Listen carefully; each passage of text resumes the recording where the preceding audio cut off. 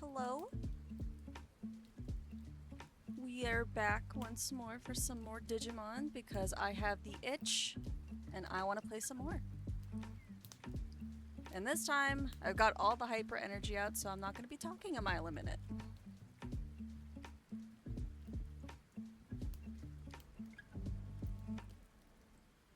And we're probably not going to do any more story quests and stuff today. We're probably going to do a lot more team building, getting some more party members, do some little side questy things. That'll be good. Probably won't be too long. Feeling a bit under the weather. It was like really cold this morning and then it became really warm, so I think today's just gonna be chill. At least a lot more than yesterday anyways.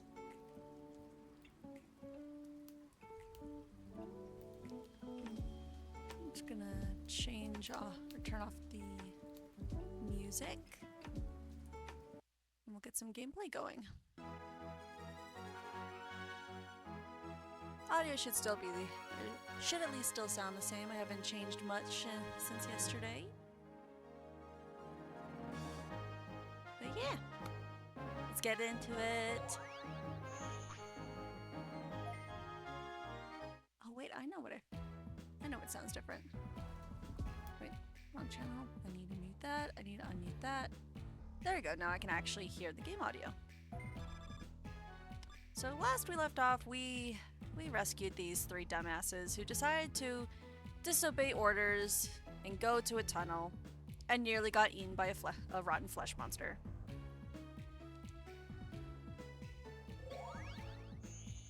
Turned out quite well for them, and now we're just gonna continue doing things in the city.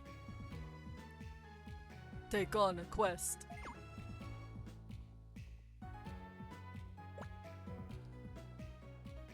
I don't feel like it. If you don't take on a quest, you won't become a great tamer. Just go to Dark Center and take on a good quest. A slow pan over to the quest building. We were gonna take a brief look in here, but decided not to yesterday. We ended up just going off in a bunch of different directions.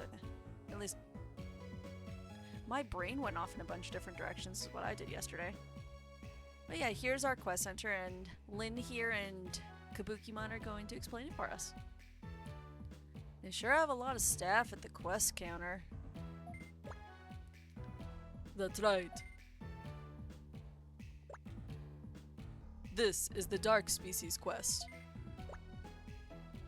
This is the Beast Species quests. This is the Machine Species quest. This is the Insect Plant Species quest.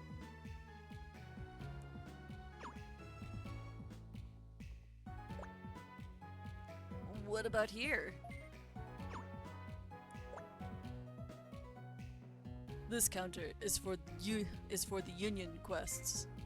If you work hard and clear many quests, sometimes the Union will call on you specifically.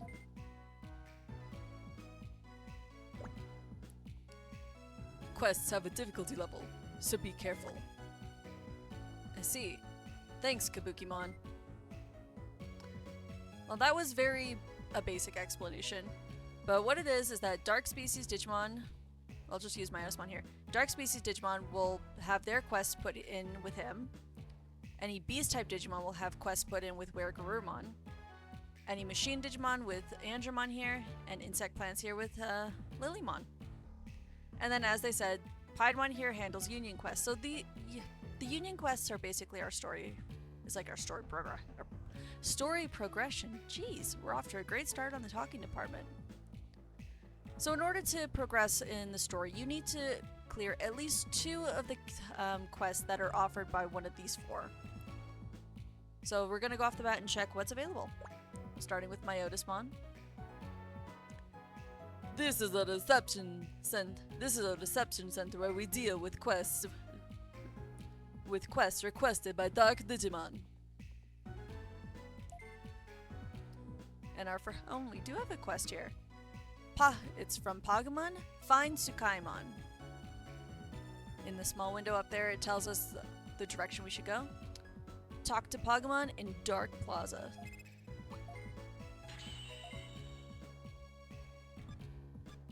And this will be good for us because it'll be taking us to other areas in the digital world. I can get some more scan data and we can start getting some partners.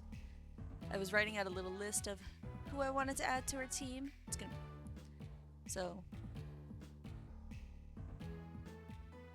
thank you, brain, for shutting off. Yep. So let's go find Sukaimon. Or no, not Sukaimon, Pokemon. When I first did this, the quests confused the crap out of me. I saw, okay, I have to go to Thriller Ruins, and I have to find Sukaimon. So I immediately just left the city and went to Thriller Ruins to find Sukaimon. Didn't even pay attention to the fact that the quest specifically asks you to talk to Pokemon first, and that he's somewhere in the city. So we're just gonna walk around the city until we find Pokemon.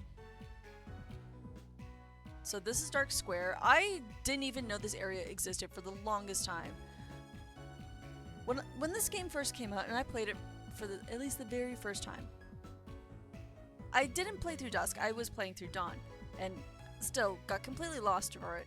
But I was like, I had zero attention span.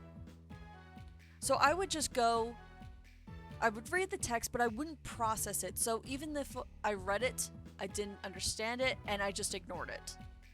So I continuously got lost everywhere I went. These guys, I've never talked to these guys, actually. I think I've talked to them once, but they were kind of useless to me. Okay, he'll tell you about... Oh, he'll just tell you about, like, Digimon stats, Digivolving, and stuff like that. He'll tell me about the farmland. He'll tell me about equipment. Eggs are not important because we're not really connecting to another player.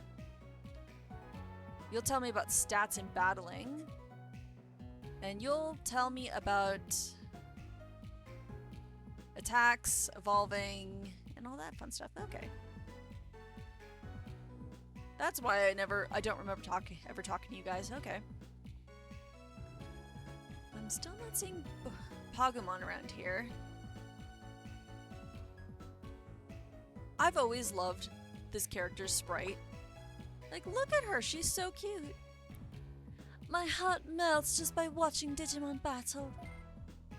That's all you're gonna say? Okay. Since City was attacked, Susie has been in a good mood.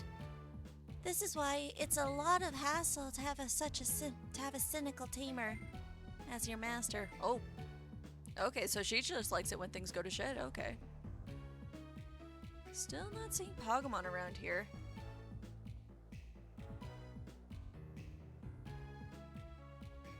Like, no matter what, Pokemon is going to be in the areas that we can access. So this is the last area, so he's got to be around here. And there he is. They're always, like, in these random little corners. And it's so easy to overlook because you also see other Digimon in these corners, like Bodemon and Tanemon here. That if you're not paying attention, I'm normally not, it's just easy to not realize, hey, this guy here, he's not supposed to be here. He's quest type, so talk to him. You're going to listen to my request? Thanks! During that earthquake, I got separated from my friend Sukaimon in Thriller Ruins. Since then, Sukaimon's been missing, and I'm worried. Will you go find him for me? He's probably still there. If Thriller Ruins was dangerous enough for you to escape, why didn't he go with you? Before we continue, okay, it looks like I still have a little bit of damage from last time, so I'm gonna quickly go into my tamer home because if you remember last time, I mentioned that just going into your tamer home here just automatically restores all of your HP and MP, so it doesn't hurt to pop in every now and again and get that restored. Get that restored while you're in the city. But since we have nothing else stopping us, let's just go. There's actually some Digimon I want to find in Thriller Ruins anyway, so this works out great.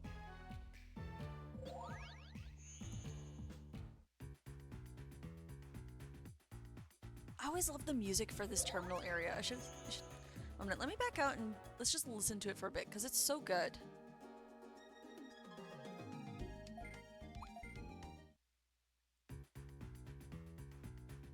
Like, just listen to that. It's got like a underground grungy theme. If you ever played Pokemon Coliseum, whenever you go to Pyrite Town, this song even gives me... This song here reminds me of Pyrite Town quite a bit. At least the beginning part, where it's got like dun dun dun dun dun dun dun dun. Because Pyrite Town in Coliseum has the exact same starting sound effect, at least. Oh, the walls are gone, actually. I didn't even notice that. Let's explore around here a little bit. There's not much we can do around here right now, considering a lot of things are destroyed.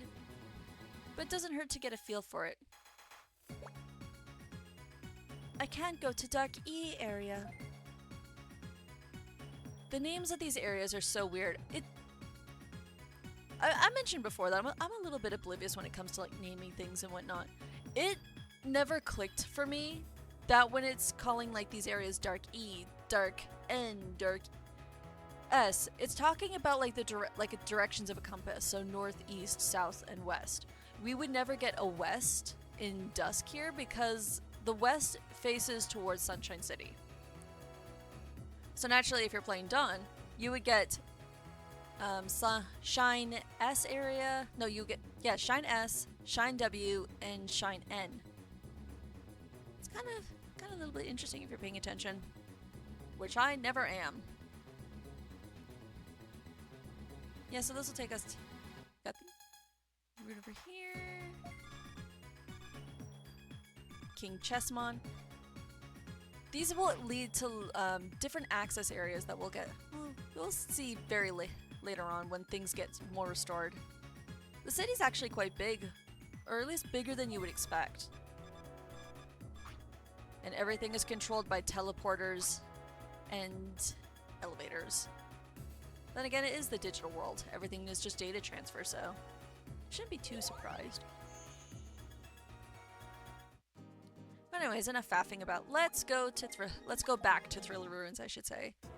Because this was the area that we started the game in when we did all that training stuff, but now we can actually explore on our own without annoying Newton in our ears. Which is good for me because holy hell, Newton's voice yesterday destroyed my throat. Like, I tried my best to make that, like, his voice as annoying and nasally as possible. I even had, like, my nose plugged for a bit just to get the voice right.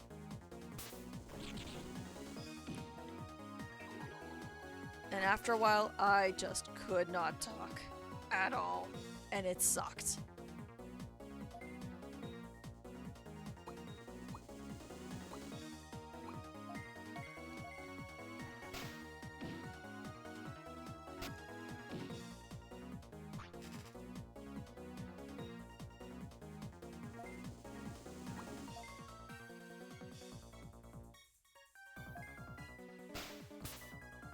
Get so distracted, honestly.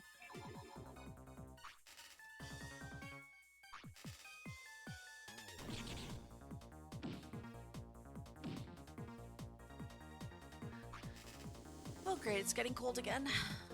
It looks really cloudy outside right now, but it also could just be my curtains.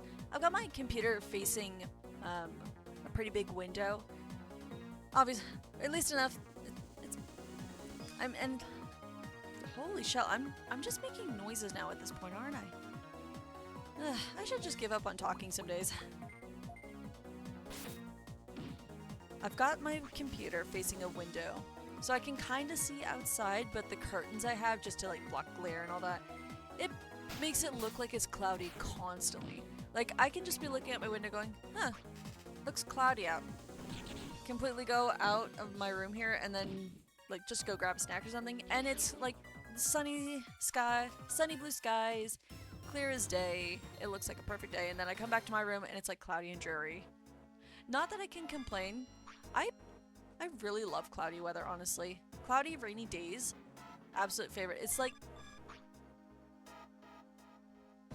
it invokes like a thing of mystery, and I completely love that so much. This is like, it's also just calming. That, the lo-fi music I have playing, it actually has some rain sound effects in the background. It's just like, yeah, it just chills me right out. And up in the corner there, we just got a little sneak peek at Tsukaimon. It was nothing more than just a recolored Patamon. But it's still cute. It's like if Patamon went to the dark side and was just mean.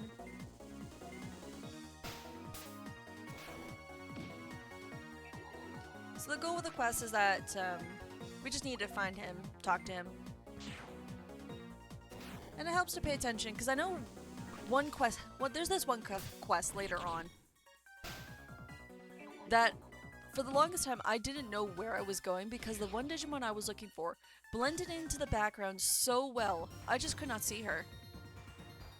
And also I was playing this on a smaller screen, obviously, but oop, we got the need that for later.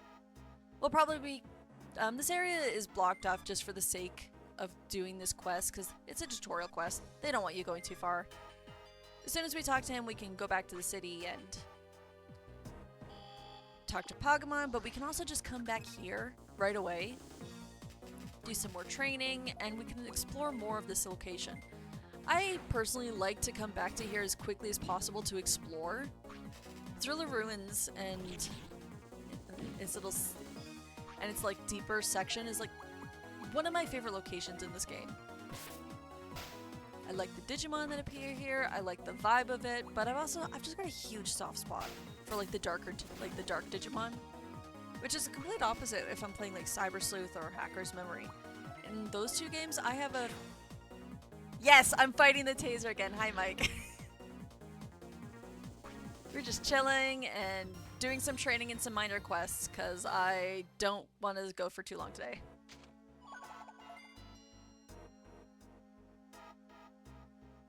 And we came back to Thriller Ruins to look for this guy.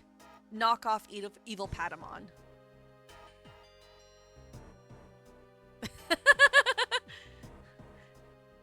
Yeah, they move.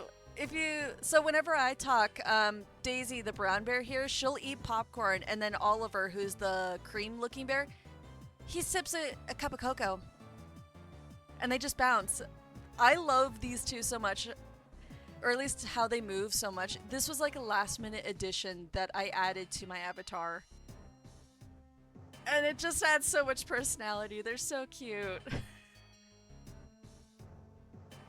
Huh? Pagamon was worried and looking for me? Then I'd better hurry back home. Yeah, I should have done that the first time, dumbass. We're just doing a couple little side quests so we can get ready to do the next part of the story, which I'll probably be doing Monday. Oh, it's the salty emotes. Actually, since you're here, Mike, I've noticed an issue, or at least a minor issue, and I'm not sure what it is, if it's a setting, so maybe you could help me with that real quick. So I added the quotes thing, but it doesn't show into my actual stream chat box. It will show into like the chat box, but it won't show on stream, and it makes me sad.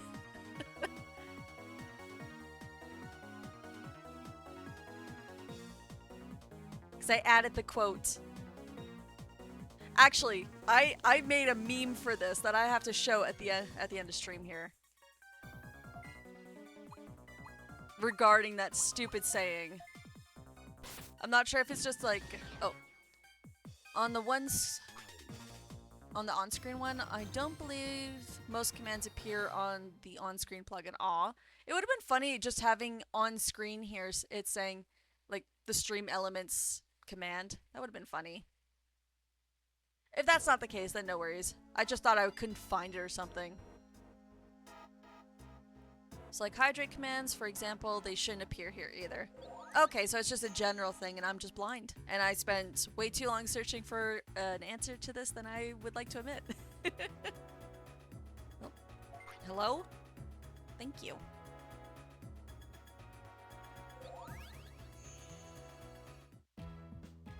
But I guess that makes sense, because if it did appear on stream, then they would kind of like overcrowd the chat box, I'd imagine. Maybe I could find a different way. Maybe if I set it up as like a alert type thing, maybe I could do something like that. More information to look. I've been diving down like the rabbit hole for like Twitch things for way too long now. And it's not stopping. It got even worse.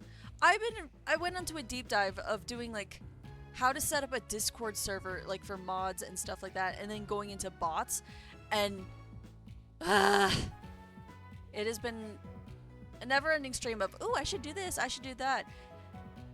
And then I'm adding more to my plate, and I don't know where to stop. I'm just adding more suffering. Oh.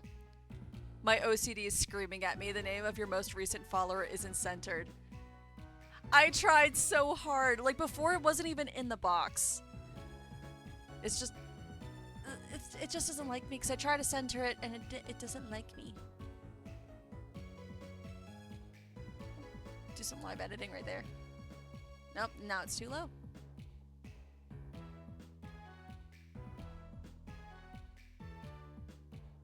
I think that's centered. So yeah, about Discord, I have literally no idea how to do Discord stuff. Serenity is technically more in charge of shit. Or Jess and Cody. Yeah, that's fair. I'm not planning to, like, launch this Discord server anytime soon. This is just something I'm gonna slowly work on in the background when I have time. And then... once it's finally set up, I will be sharing it to everyone. I've been even finding some bots that allow, like, to play games and something, and like stuff like a meme review thing or whiteboards, because I thought the chaos would be hilarious. But that's not anytime soon. Miranda is flexing behind me that she had followed you before you changed your name.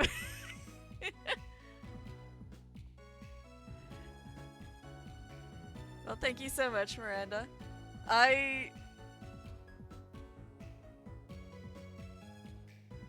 Why am I stalling for words? I've done this like 5 times already, and I have no reason to. But thank you, I'm very appreciative.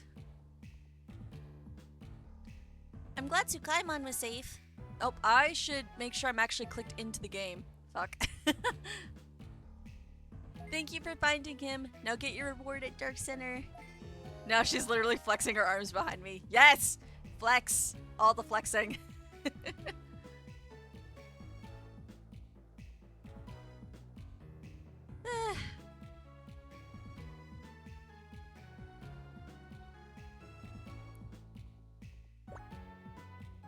Yeah, today's not...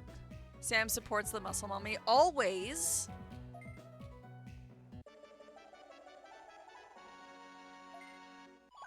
If I didn't, it would not be me.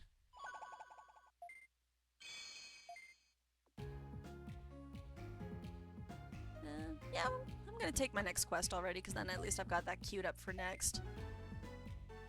And you guys are gonna be playing, Monster Prom in a bit, aren't you? Like in an hour's time?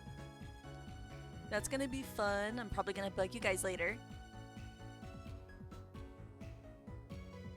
I just wanted to get like all the hyped and stream energy out of my system, and then I'm gonna take the weekend as a break so I can work on more stuff.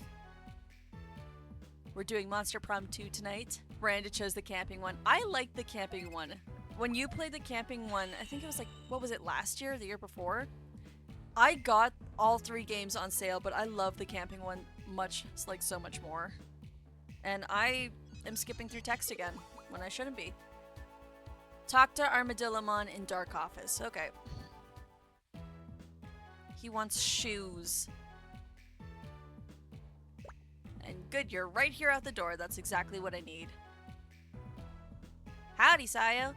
I work making red shoes, but I'm all out of bark and paint oil. I heard you can get both of those at Login Mountain. It's too dangerous for me. So I want you to get the bark and the paint oil for me. Ah, Login Mountain, my beloved. So in Dawn, the quest that took us to the sewer is actually, it takes you to Login Mountain instead. And I hate that area. I was lost there for so long that the music drove me insane. And now I just have just a massive hate for the area. But we're gonna go there later because I wanna get some more Digimon for my team. She said she's never seen the camping one, so I must have played it in the pre-Miranda arc. The before times, the dark era. We don't talk about it.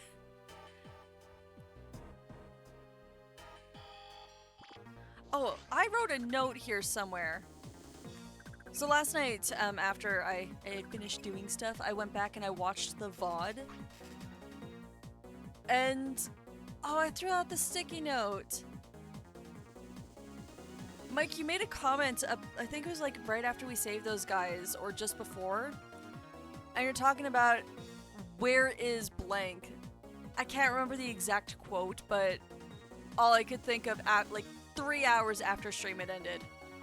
But more importantly, where is Sayaka? Maybe, I don't know. Maybe he said a cringe like joke or something that the other ones don't want to associate with him. And it turns into a balloon when you hit it. Raging darkness. Serenity when she's listening to her listening or reading her dark romance fantasies. Raging darkness.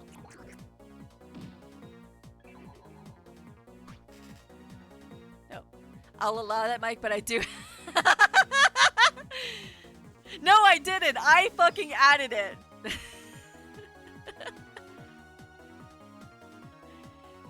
Because I did ask you for that list. So yes, it is that word is in the banned list because I don't want to see it. I don't want to be confused.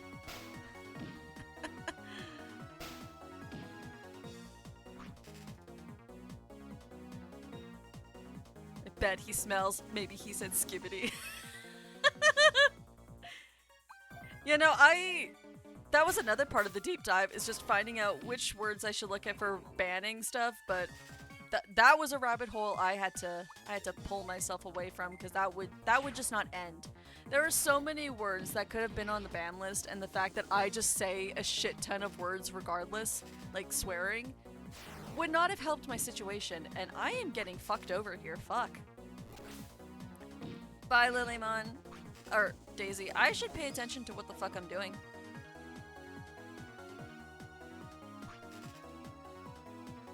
I've sent that list to like 4 other streamers, so they all have that word banned, and they have no idea. This is the best unintentional prank ever. I knew it was there. Because I added each item individually, so I read them and I paid attention to what I was adding.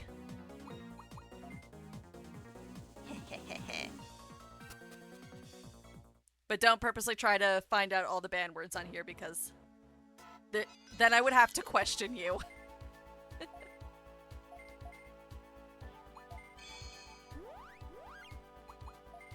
And damn, I am in need of training, because I should not have gotten my ass handed to me by 3 Tsukaimon. Most of them are gamer words we shouldn't say. And that list is ever growing too. Okay, I can deal with 2 that are just... These 2 are social distancing as far as humanly possible.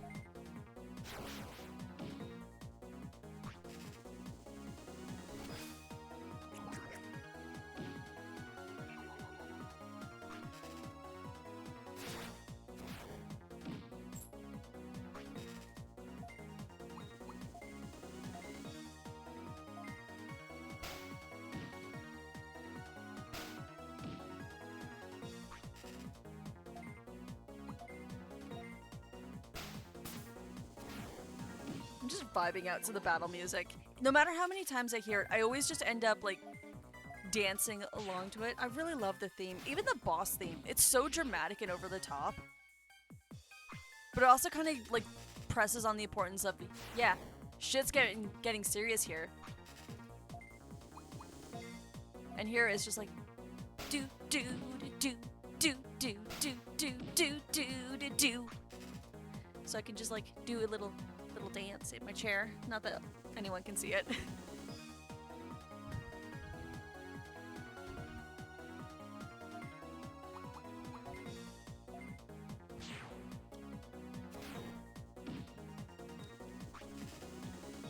I can't believe this week is like already gone by so quickly. I've like, it only feels like we came back from Edmonton like yesterday, and then I blinked and now it's already the weekend. I've already decided I'm not going out tonight because I'm not feeling too well. But when did Friday sneak up so quickly?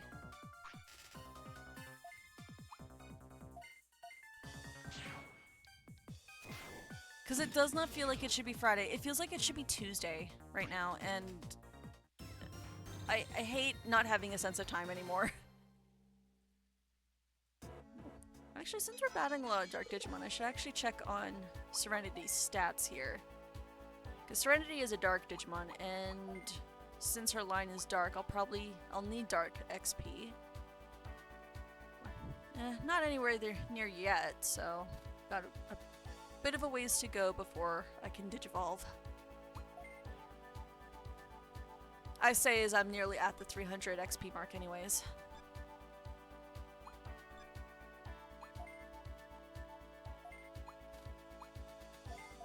I should just like start stocking up on some items so that way I can at least get the healing. I need healing. Yeah, I was doing a little bit of team building for later on, and while I was team building, I actually pulled out my copy of Dawn because I have an action replay for that game, and I used that to like figure out all the Digimon that are in this game for final level, like Mega Evolutions and whatnot. Because I always get confused when I try to individually search up Digimon in this game online, so I cheat a little, just a little bit, to get the full Digipedia unlocked to me so I can get an idea of who I want to add.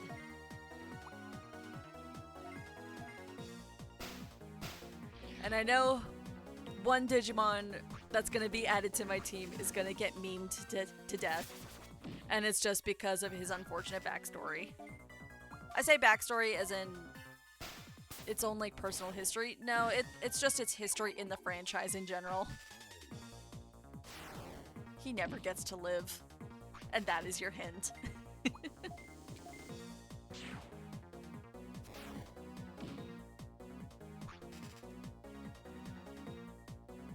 Also, Mike, I have started working on the Dark Souls Lyn art. I've got a quick sketch that I drew last night before I went to bed, but I need to smooth and get like shapes to work. Because when I tried to draw that last night, I was looking at the face and the body. I'm like, what the fuck is this? The face looks off. The head is too small. The body's all disproportionate. What was I on when I started drawing this?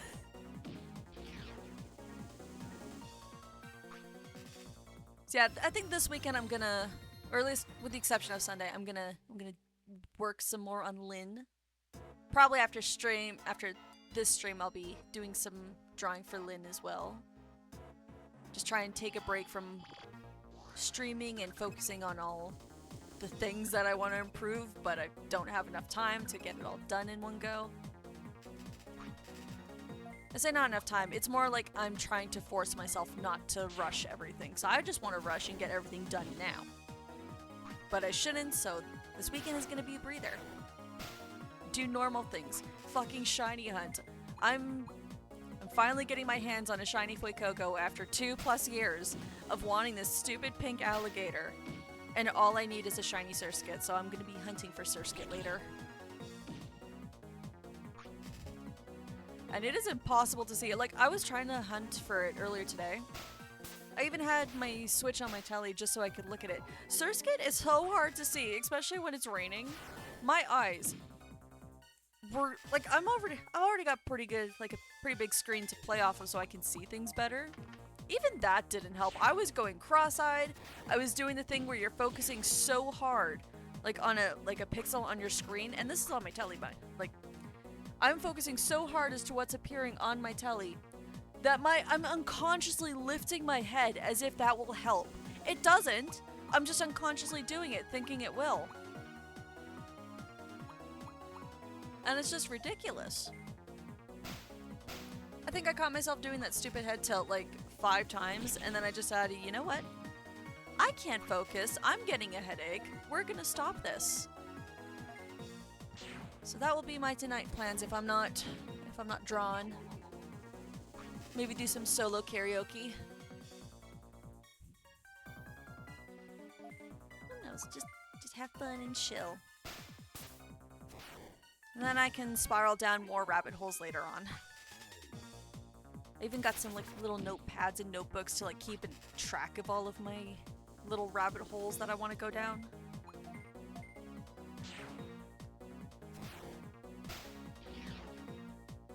Because like I've got so many different plans and games that I want to do, and not even just games, but I'm like, I love my layout here that I have for this screen, but I was trying to resize this for like a single game stream, because I'm thinking of playing Dave the Diver as well alongside this in like a couple days. Well, I say a couple days, like within a week or 2 weeks time, because I want to get used to streaming just the one game and then I'll hop back and forth between the two. And trying to resize the screen for Dave the Diver, it physically pains me because it just won't fit. Plans within plans. Exactly. I start looking up one thing thinking, oh, okay, I'll do this. And then it just spirals into 7 different things. And it's like, where am I going to have the time to do this? And do it right, because I, God forbid, like, I'll rush into things just to get it done, and then I'll fuck it up, and then I'll find all the little flaws, and then it's just gonna drive me up the wall. And it will not stop. Okay, that portal will teleport us out of Thriller Ruins, and I don't want to leave yet. I'm trying to get to a specific location. So we're gonna go up here instead. The scary thing is the deeper I go, the more difficult the Digimon are gonna become.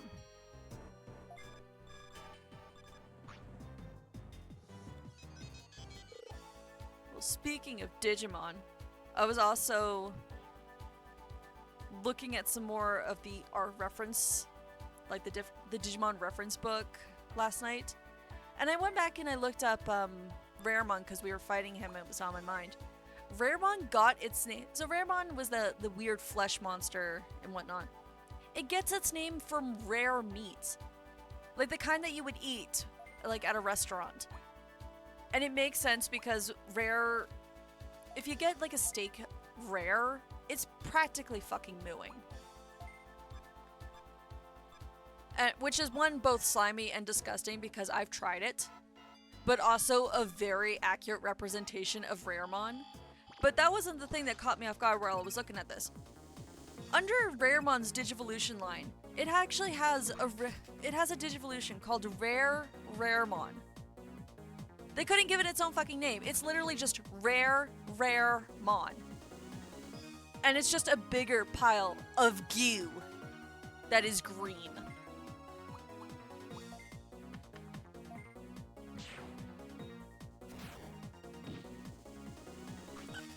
I don't understand the naming concepts of some of these Digimon, honestly. Why they just repeat words or they're completely random.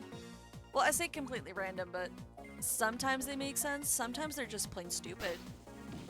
Like we were talking yesterday when we were at the Coliseum, there was a green monkey behind the counter called Mon. I know it gets the name from monkey and then Mon because Digimon. But couldn't they come up with something a little bit better? I know they couldn't go like with 8-Mon or Gorillamon because those are already taken. But couldn't they use like Chimpmon or something? I don't think Chimp is a Digimon. I'm actually gonna look that up right now while we're doing battle here as soon as I get some healing because I'm in need. Except I've been using all my healing items and this is my last one, so that's wonderful. Okay, let's look. Digimon Chimpmon. Nope, Chimpmon I think, it would probably help if I actually spelled chimp right.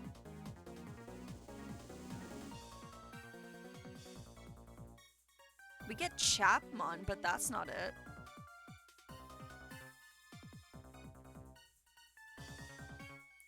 What does Chapmon look like?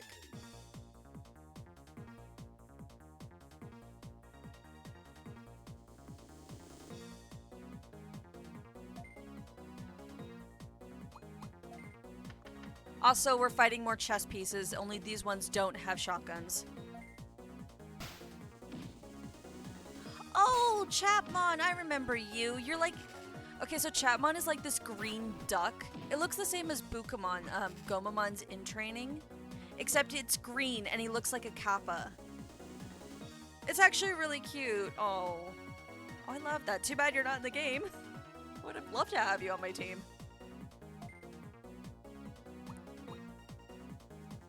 Okay, let's get this chess piece out of here quickly. I don't want to deal with you anymore because you're hitting hard. Though saying that, the Chessmon line is probably one of my favorite lines in Digimon. Specifically, the Black Pawn Chessmon line, because Black Pawn Chessmon will fully evolve into Queen Chessmon, and she is very much a queen. She looks absolutely fabulous, and I love her. I might even get one for this team. I've used her before and on my last team, but I think I took her off because I was trying to build towards getting a Omnimon on my team. That might have been it. Because my final playthrough, or my last playthrough that I did of Dusk, I had the final evolution for Lunamon here. I had Rosemon Burst Mode. A DNA Digivolve Final Mega for Pandemon that I don't want to spoil. I also had Mallow Myotismon. Megidramon, I think, as well. The evil version of Guillomon's Mega. The one that if it just exists, the digital world just dies. And then I had Queen Chessmon. Jeez, I can barely remember how I even fought with that team. It's been so long. I'm probably gonna have to go back to City. Oh, I don't even have enough to attack. Okay, great. Yeah, I'm gonna have to go back to City, and I'm gonna have to get some more healing items if I want to explore and keep training in this area. Maybe I'll even be able to add a new Digimon to my team. Maybe. At the very least, I think I could get Pokemon.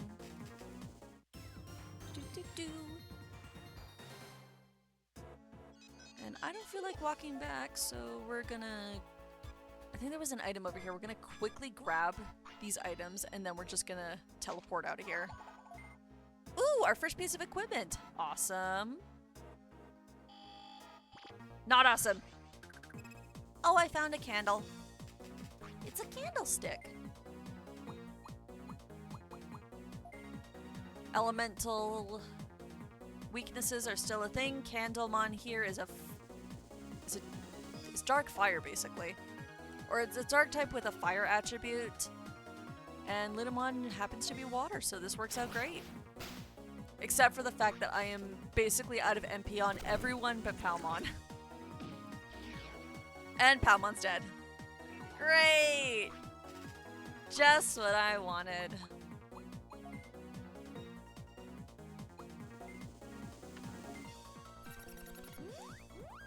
Heal you guys, and then we're just gonna flee. I know I probably could have killed it in one turn and whatnot, but I'm just gonna get out of here so that way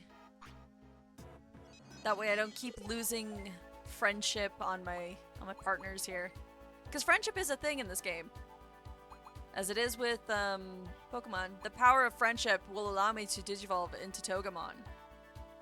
So I'm almost at the level for it. I just need the friendship, but I can't get the friendship if Palmon keeps dying. Actually, since we're in here, we can also check out the other evolutions. I love the Palmon line a lot, but this game does the evolutions horrible. Or at least the evolution screen, because like using Digimon Cyber Sleuth and Hacker's Memory, for example, it doesn't. You could have Palmon here digivolve into like Togemon, Sunflormon, all these. In this game, the evolution lines are very linear, so that's why DNA digivolving is such a big thing. Because if you want to have like Palmon go to Rosemon, you better be able to digivolve Lilymon. Because otherwise you are stuck with Palmon, who will never be able to evolve further than Lilymon. And it's the same with Bearmon here too. Because Pandemon doesn't actually get an evolution past Ultimate So in order to get Pandemon to a Mega, I'm gonna have to get it set for DNA Digivolution. Let's teleport out of here. I got the items. That's all I wanted. And my phone keeps going off because everyone just wants to Snapchat me. And it's distracting.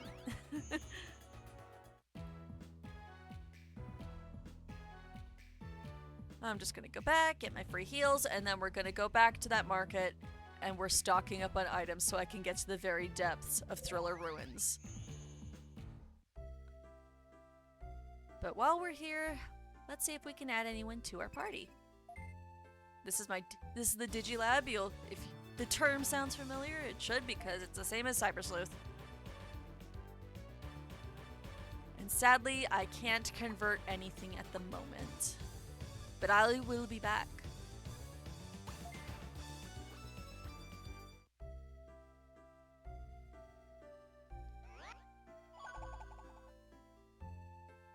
I think after my in-depth trip to Thriller Ruins, I should be able to at least DNA Digivolve, or not DNA Digivolve. I've just got that on the brain now. I should be able to add some new party members and stuff to my team. Can I talk to you, please? I hate how it just, like, when I try to, like, click the enter button to, like, talk to any of the ones, I end up sliding because I'm not, either I'm not hitting the hitbox, or when I try to move, I'm just sliding way too far. It's a little bit annoying. But yes, I need more consumable items. And I have the money this time, so we are going to get 5 of these.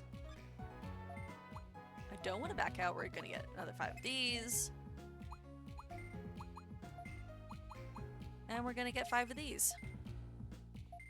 So what these do, it's a bit hard to see on that smaller screen there, but this one will these 3 will all collectively heal 150 health. But this one will, this one up here determines if it goes to a single ally, this one will go to 2 allies, and this one will go to all 3 of your allies. You can only ever have 3 Digimon on your field at a time, which is bullshit because later on we'll be fighting 5 Digimon on the field at a time. Why does the enemy get 5 while I'm only ever stuck with 3? Bullshit. There are better healing items. Like, I could get plus 300 for all my healing stats, but early on it's not too bad just because our HP isn't that big, so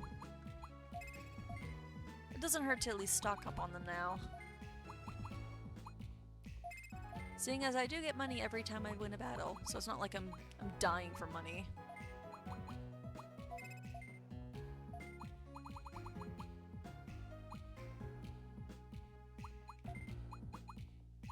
I don't tend to get like the triple, like these triple zone ones too often. I find it's easier just to get a bunch of like the singles or the doubles and then just spam them. Because sometimes I just need to individually recover the HP or MP of one Digimon and not like all 3 of them. And it's just a waste of money otherwise. 5 of these. And then we'll get 5 of these because that will be the last of my money, basically. And then it's back to the grind. Actually, can I get 3? Yes. It's always good to have gate discs because it's a quick escape back here when I need healing and I'm sick of the encounters. Ooh, before I forget, I did pick up an item for equipment. And because I favor Lunamon quite a bit, we're immediately just gonna give... Oh, I picked up 2! I didn't even realize I got the speed ring. Spirit, I think it boosts my resistance to specific stats. I think I need to double check this one. Spirit was like a really weird stat because it's not like special attacks in Pokemon. What did it have effect on? Was it like XP gain for certain elements? Digimon World Dusk. Spirit. Stat.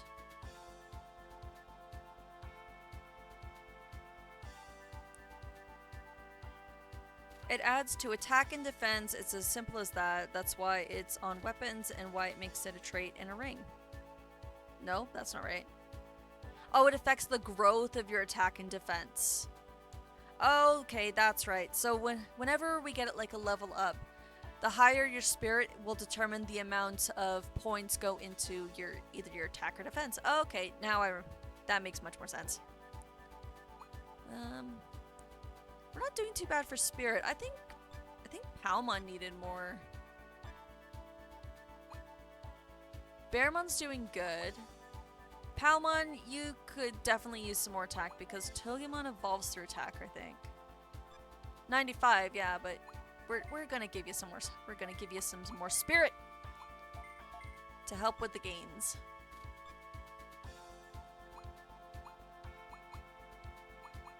I mean, we probably could also give you the speed ring, but I think I'm gonna give the speed ring to Bearmon here.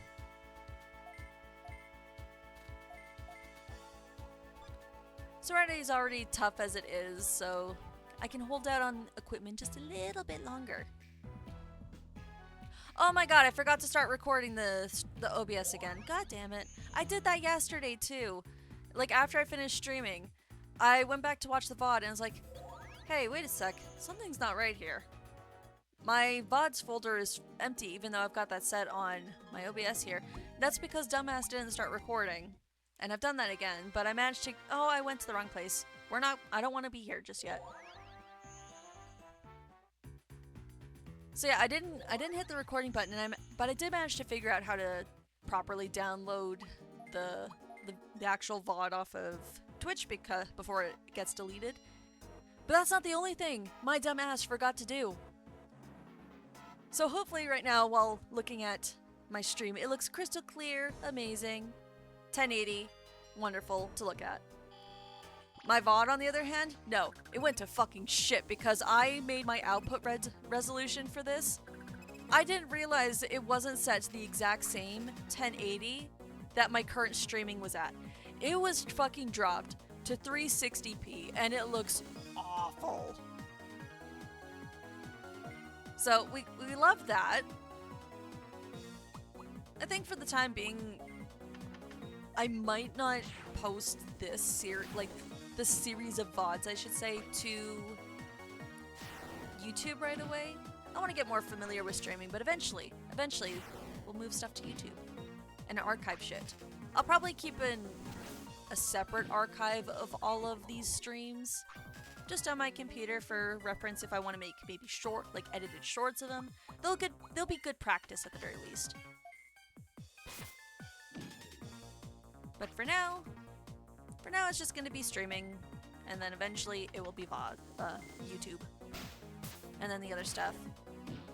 Because I don't know when to stop. I just need to pace myself, because if I don't, I'm going to burn out, and then it won't be fun.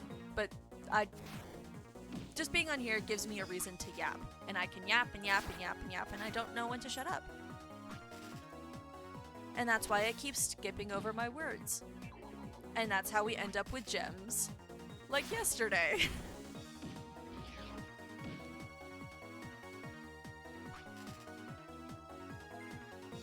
I'll have to share that meme later with people because I made an actual meme of James, like an introduction thing for James saying that.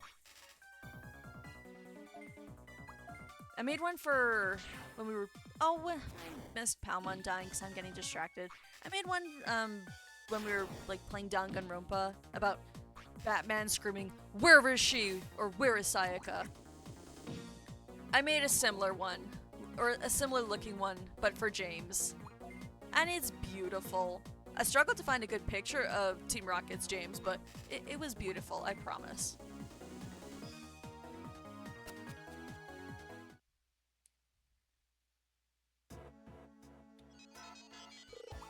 Oh, I'm really not helping your friendship levels at all, Palmon, and I'm sorry. I should just keep running from those fights for the time being, at least until I'm a bit more trained up. Because I'm not doing myself any favors, and I always do this. I always think, oh, it's only 3. I'm strong, it's a challenge, I can take them. No, I fucking cannot. I do this every single time, and every single time I come back to this game, I forget, and I keep making the same mistakes. Huh, that's the description of insanity now that I'm thinking about it. Keep bashing my head against the exact same wall, thinking something different's gonna happen, but it's not. The same thing's just gonna keep happening.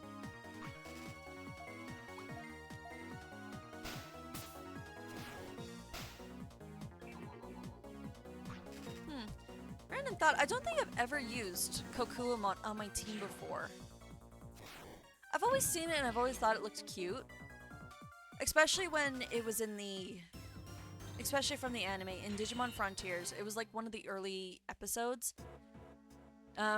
They go to like this factory, and these Kokuamon are basically being bullied to work for this like this other Digimon. I can't remember if it was Sneemon or not. The praying mantis with the size. And you just find out that these Kokuamon, they're just, despite their appearance, they're really timid. They don't like to fight. They just want to be living in peace. They don't like it when people are up in their face getting all aggressive. And it just makes them so much more cuter, despite the fact that they are giant bug tasers. And Bearmon, you are not doing too good, so we gotta try and get this Kokuamon down now.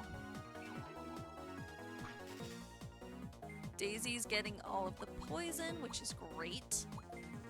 Dark Crusher is still my best move, so hopefully that kills? Okay, no, it's in the range for at least Pandamon to get it, so I'm just gonna keep fucking up all these Digimon names, aren't I? Wonderful. Ooh, next level should be it for Bearmon, so I might just hold it. I'm just gonna go back to this, like, quote-unquote weaker area where the Pagumon are to get some easy fights for a quick level up. I say as 3 Digimon are spawned right in front of me.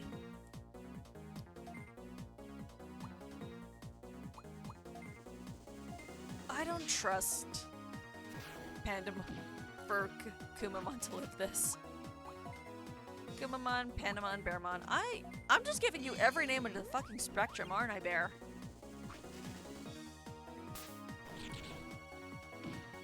And if you don't get attacked, then it proves I've wasted it for no reason. And of course, they both singled Palmon. I could have gotten away with not healing and saving my items. I sound so horrible when I say this. I'm complaining about healing my Digimon. What a wonderful tamer I am.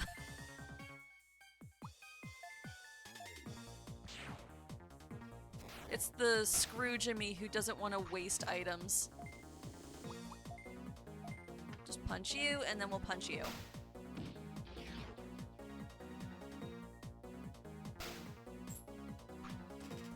And it misses.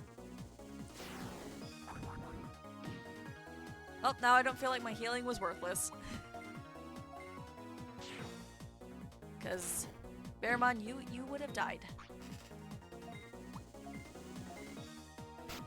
And Pagumon's basically hidden behind that fucking cactus there.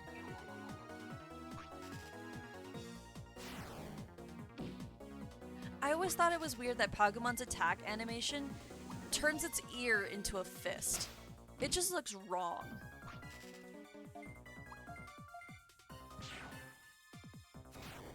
It's like, this is around, like I think I know it has like sections of its ear that make it kind of look like the Knockpon from Xenoblade, but it still looks weird because in the sprite that is hidden by the cactus, it doesn't look like it has like little fingers on its ears. It just looks like it should be a round rabbit ear, but nope, it's got little thingies in its ears.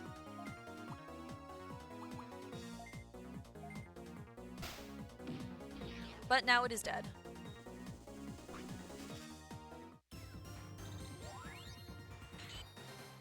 Ooh, and Serenity's got to level up next too. But now that we're not in too much of the danger zone, we can continue. There's a very specific location I'm trying to find in this area because it's one of my favorite things about Thriller Bark? Thriller Ruins? Thriller Bark is One Piece. What the fuck is my brain on? I haven't even been watching anything One Piece lately, and I don't even know why my brain went to that.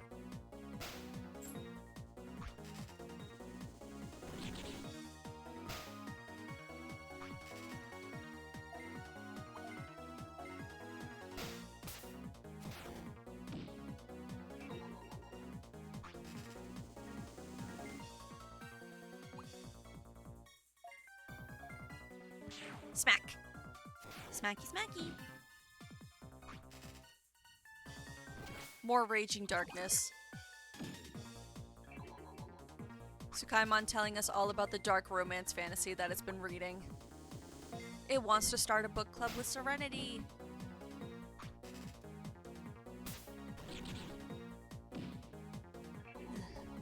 Yeah, I think tomorrow's definitely going to be good for like taking... I say tomorrow, but I meant like this weekend. It'll be good for taking like a little break to work on other things. Because right now, all my brain wants to do is like stream, play more Digimon, do this, do that. But I think having the weekend to just like calm down, not do anything. Heck, maybe I'll watch something. I don't know. Just take a moment to do something else that isn't related to like streaming stuff. I think would be nice. I say yet tomorrow I'm also streaming more. Well, I'm not streaming. I'm joining a stream, I should say. I'm joining Ness as she does more Pokemon Crystal tomorrow, which is going to be fun. I know she's been doing some training in the background. We've still got our Scyther. I think with Scyther is going to be our MVP for taking on Chuck because it's the only thing that can get a flying move at the moment. Yeah, we're quickly getting to the end of Crystal. Like we're nearing we're at the very least we're at the halfway point. And then very soon we'll be doing like the Lake of Rage stuff and the radio tower. I'm so excited to see how that's gonna all go down. Ha! Get paralyzed!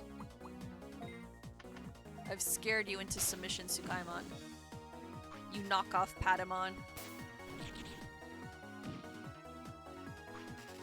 Do you ever think, since they make like plushies of, well, plushies and figures I should say for Digimon, do you think anyone who ever saw like a plushie of Tsukaimon here ever got confused thinking it was just bootleg Patamon, not realizing it's a completely separate Digimon?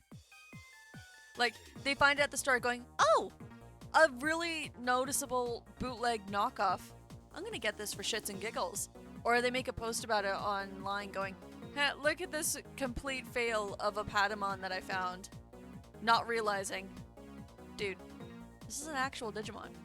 It's just a recolor. Because they do that with a lot of Digimon. There's quite a few that are just recolors. Yesterday I talked about Toy Agumon, for example. There's 3 different versions of Toy Agumon. And that's just scratching the surface. I think actual normal Agumon, mascot of Digimon in general, it has to have at least 8 that I am aware of. Because they have like, you've got the normal Agumon, the 2006 version of Agumon. Yes, it's its own separate thing. It even has, that's even like its own separate category on the wiki. Then you've got Black Agumon or Shadow Agumon. It's really horribly worded, that. Then you've got Snow Agumon, which is like an aquatic version. Then you've got Agumon Hakase, which is basically like a teacher version of Agumon. He just wears like a cap and a lab coat. Then you've got like a twisted, darker version of the Hakase. There's Santa Agumon. And I think there's one more, but I can't remember what it's called. But just going off that list off the top of my head, that's 7 different forms of Agumon. Oh, and Dot Agumon. It's a pixel version that can never evolve. The Dot versions are actually in this game. They're alright, but I don't understand why they exist. If you're curious as to what like dot Agumon looks like. If you played Hacker's Memory Cyber Sleuth, you know that stat that you get when you've been like dot and it turns you like into little bite-sized pixel. That's basically what the entire Digimon is. It's just a dot. And Palmon's dead again. That God, Palmon, you are having it so rough today.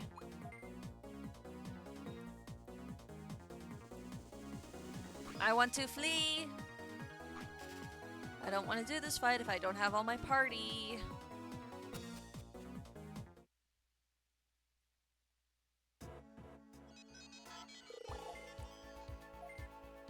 I just need to pay more attention to what the fuck I'm doing, damn.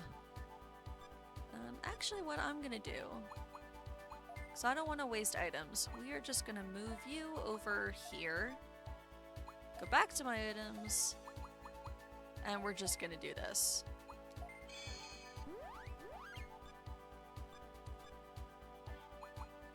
That's better than trying to heal them around Lunamon. Let me... Please, thank you. The triggers are so weird in this game when I try to activate something. And those doors are still pointless. And now we're in this area, which is... You wouldn't think it, but there are stronger Digimon the further I go into this one specific area. Ponchesmon White, hello. But we also have Vilemon, the return of these little guys. Fucking gross things that attacked us at the very beginning of the story. And they're champions, and I don't feel like fighting them, so we're gonna run.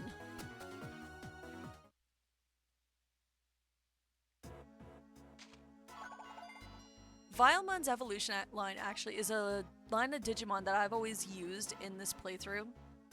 If I ever convert one and I had access to it, I'll show you why I always kept using Vilemon.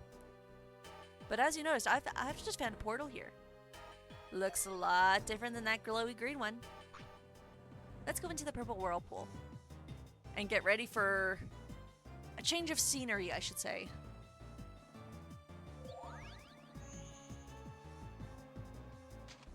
And now we're in the main frame. And I found a speed ring, so we're gonna give that to Serenity.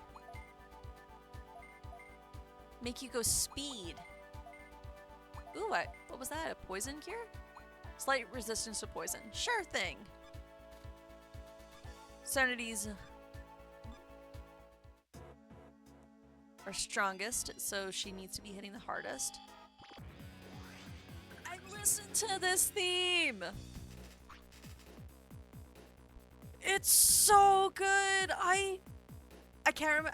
I can't remember what this area is called, but I love this battle theme and area so much. And I'm gonna shut up so you guys can hear it for a second.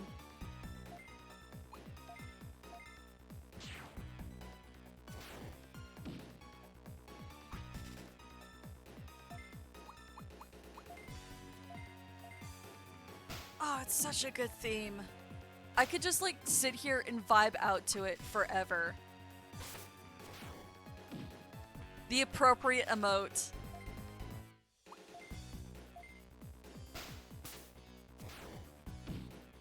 And you only ever get to hear this theme when you're in like this weird mainframe area.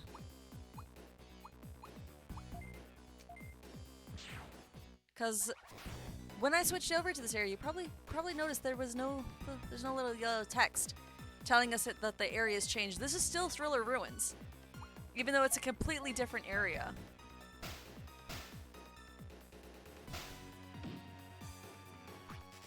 And this is what I love about Thriller Ruins quite a bit, is that there's so much to explore in just this one area. And I have one area in mind that I'm specifically trying to go through. I should enjoy the first area, because after a certain point, I won't be able to go back to that Cactus Desert for a while whenever I come to this area. Cactus Desert just gone. Unless I do a lot of backtracking. But I like the other area for Thriller Ruins so much better. It looks more spooky. And I like the spooky. Please don't. Oh, thank God. I thought he was gonna kill Palmon and I was going to scream. And it died to poison. I didn't even have to do it myself. Heh.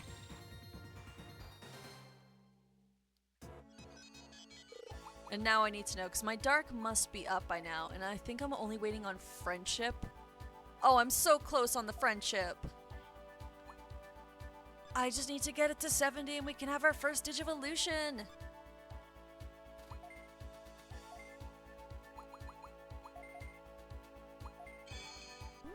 Palmon, let's heal you up and then we're gonna keep going. We gotta go deeper. Screw Armadillomon and his shoes right now. We need to explore.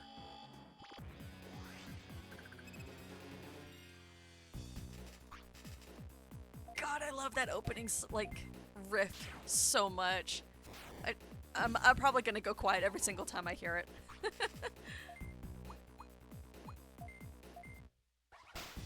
do do do do do do do do do do do do do do.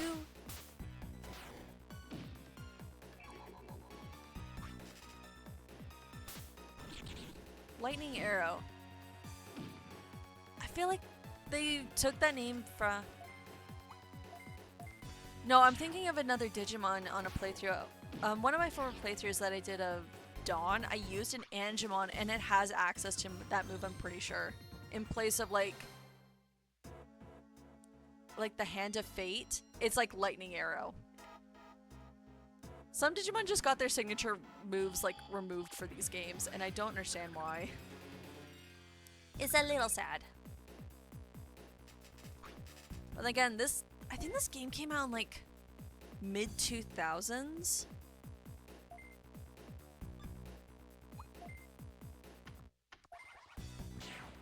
Something like that. It came out during the same time that Digimon Data Squad was like going on.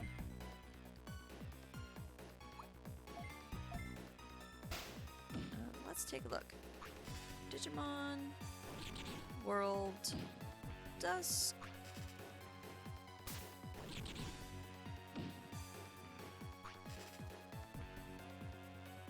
Yeah, this was released, somewhat mid. It came out in September 2007. Damn, I feel old saying that.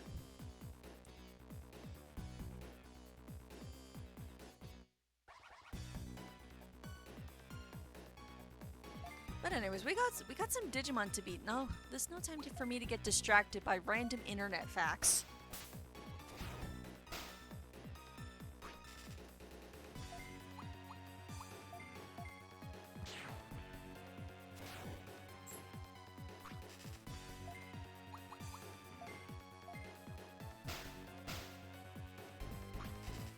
Look at us getting all the crits.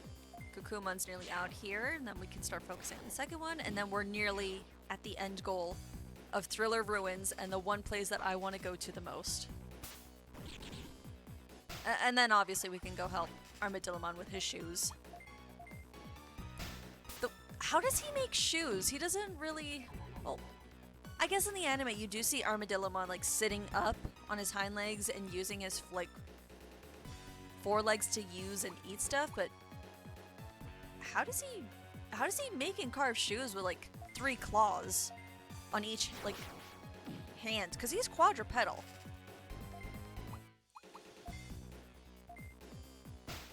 Just sit there. Is he just sitting there holding like this chunk of wood with his bottom feet while he slowly tries to carve it out with his actual hand claws? That might be how he does it. Though that being said, who's ordering red shoes?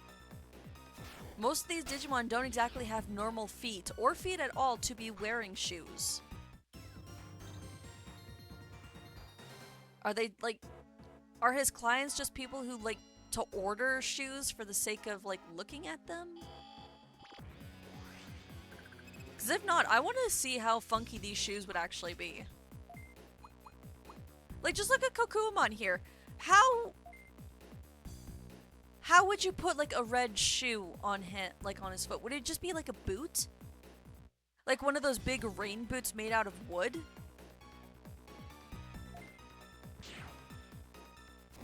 Because he's got little prongs at the bottom of like his feet, which are his toes.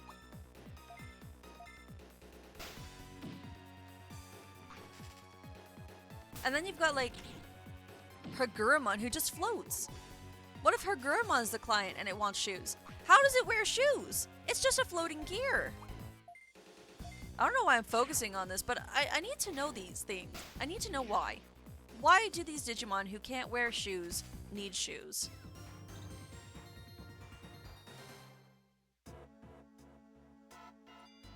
Ugh, rant over. I'm already getting hungry. I should have had a snack before I started. Oh, and I completely missed my little cue here. This is the reason why Thriller Ruins is my favorite location in the game. It's because of this area. You're in a crypt, and it looks so cool. There's also some strong Digimon here that you can only find in this specific area. One of them I'm thinking I might need to add to my team, so I want to get the scan data for it. You aren't Candlemon, because I could find you in the beginning area.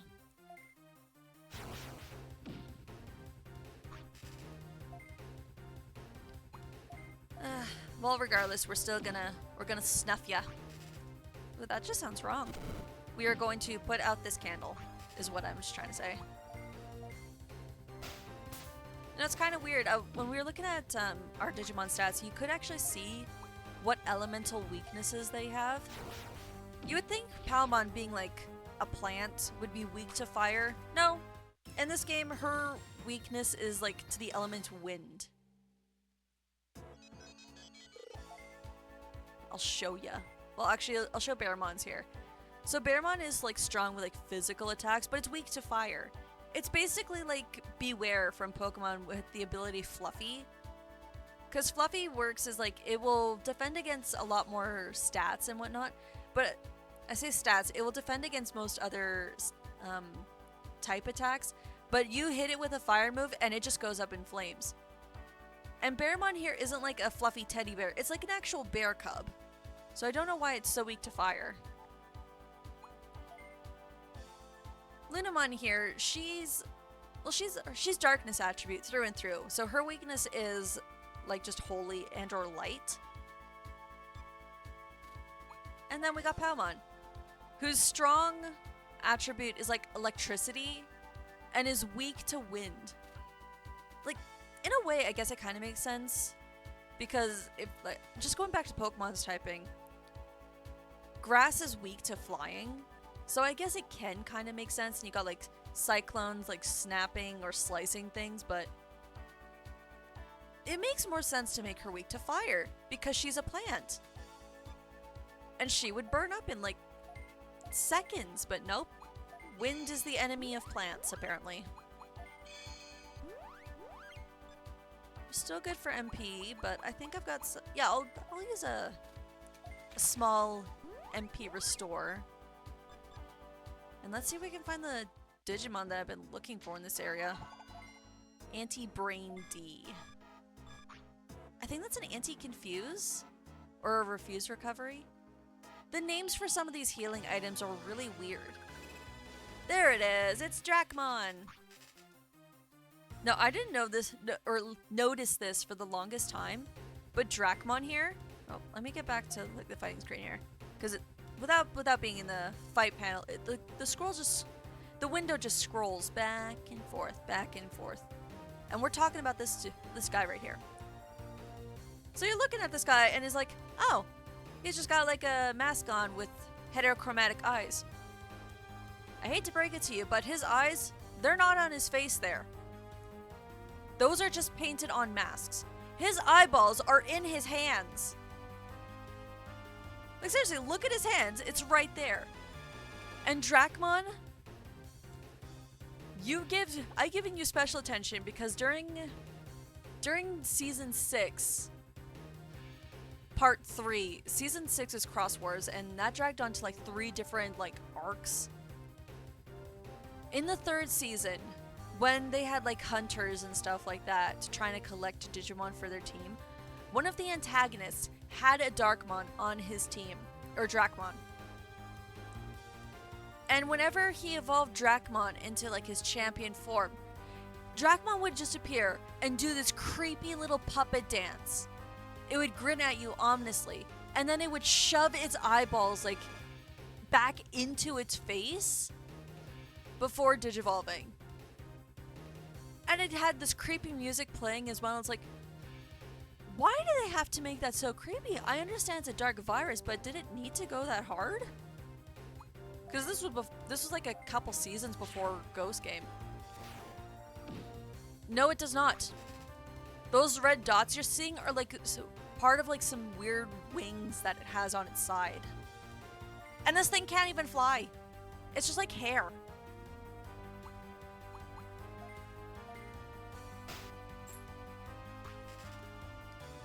But its evolution line, I will say, is actually pretty cool.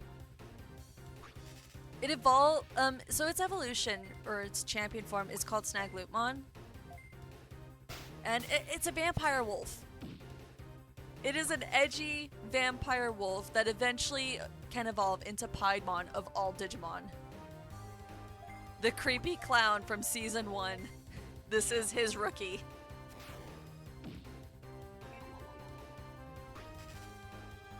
Or at least if we're following like the anime standards. Dracmon is also a partner in Digimon Survive, which I hope to try and get to playing in October because spooky. And it's literally the only horror game I own that isn't Phasmophobia.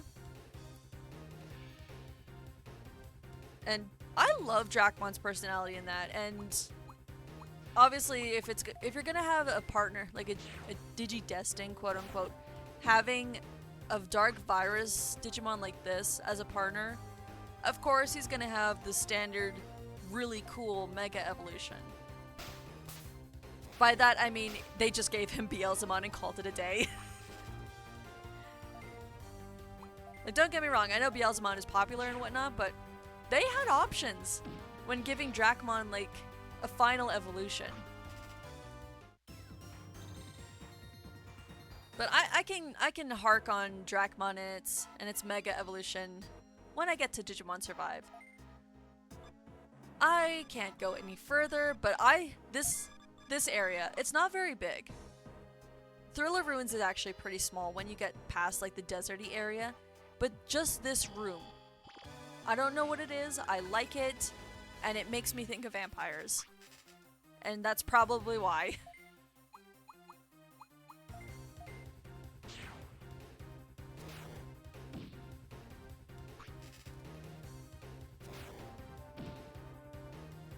Let's see if if I'm paying attention, maybe this time I can kill it quicker. Maybe Gatling Punch will do more. The multi-hit attacks are nice, but they don't do as much damage as a normal hitting move.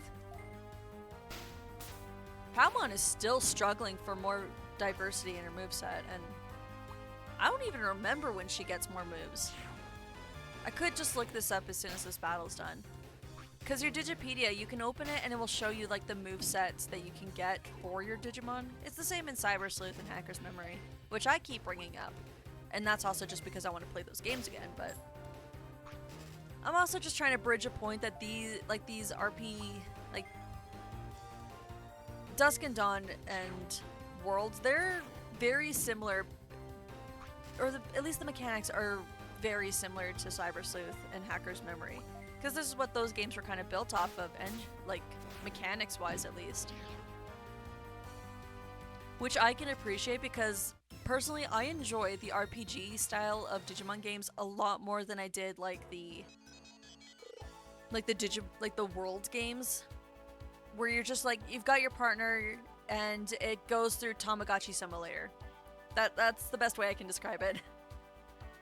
I look at that because I keep going back and forth of whether I want to get Digimon World Order or Next Order, because it has the same Tamagotchi style of care for the game, except you have two partners that DNA Digivolve every now and again. And it just messes with my brain because it feels like I'd be grinding in that game forever, and and the battle mechanics just frustrate me. But at the same time, I want to give it a try because maybe I'm just being biased. But at the same time, my brain can't comprehend. I need to switch to... Oh wow, Pamon, you are left out for so long. You don't get any new moves until like 28. That is unfortunate. And it's no wonder I evolve you so quickly.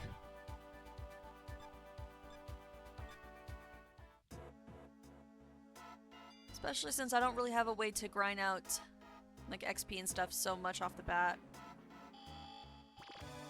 Well, we're just gonna keep wandering this area, doing nothing except battle.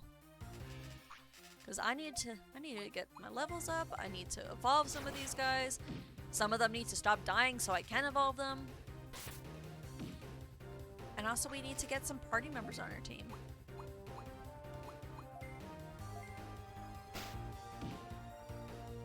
It's actually, like, speaking of like those Cyber Sleuth series of games, going back to that topic, I was thinking more about like Time Stopper. My brain still wants to call it Time Strange, and I'm probably gonna keep doing that unconsciously, subconsciously, whatever the term is. I'm probably gonna keep calling it that. And I'm so excited to see how they design the digital world, because from my understanding, a lot of the game is gonna take place in the digital world.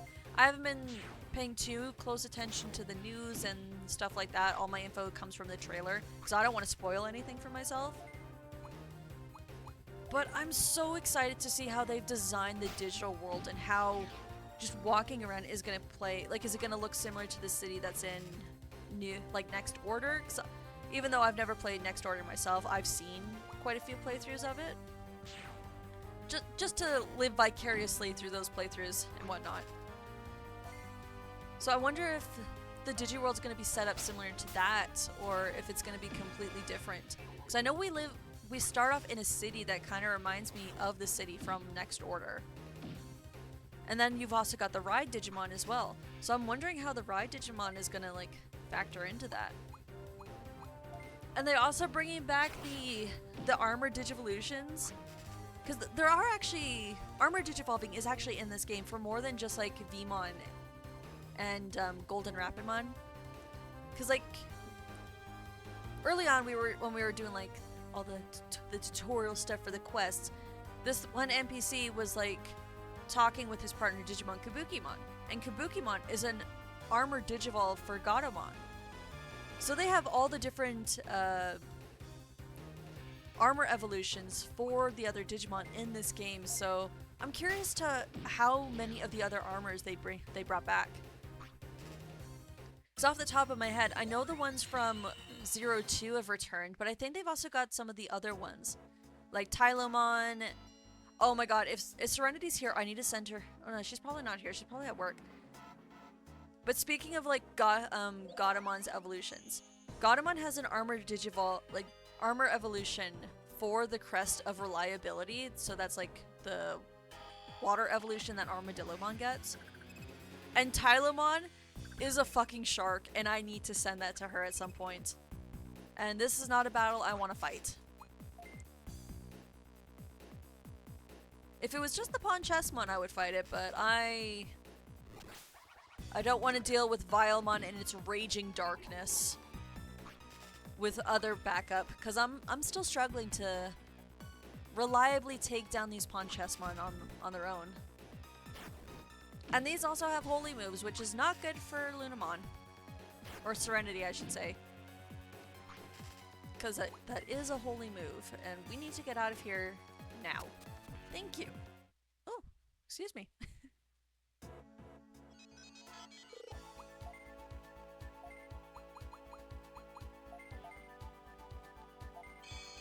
We'll just do a little cheeky heal.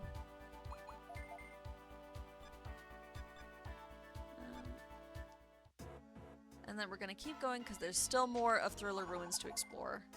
Even though that one wall decided to cut us off from the rest of the ruins, it's a lie. This cool portal area is gonna take us to the opposite side of that red wall, which isn't blocked, by the way.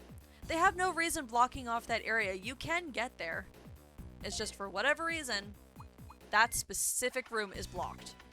Oh, speaking of Pawn Chessmon Black, here it is. This one, he evolves into my favorite of the Chessmon, which is Queen Chessmon. She is quite literally a queen. And as much as I want to have, or raise up another Queen Chessmon, I'm thinking I want to have different Digimon than I've used before, at least to a degree. My party members are still going to be part of my team regardless. And I'm probably going to have the same evolutions I did in my last playthrough, but I can have a party of 6. So I've got 3 spare slots to think about. Who I want to evolve, into what, and who I want to join for my team, basically. I'm definitely gonna have to think about a machine Digimon that I want for my team. I was debating for a while, like there's a couple of dark megas that I want to get so badly, but I need variety. I can't just have a team of fully dark Pokemon. God, I already called them Pokemon. That's rough. That's great. I can't have a team of fully dark Digimon because that's not good for variety's sake. I need to spread my wings per se.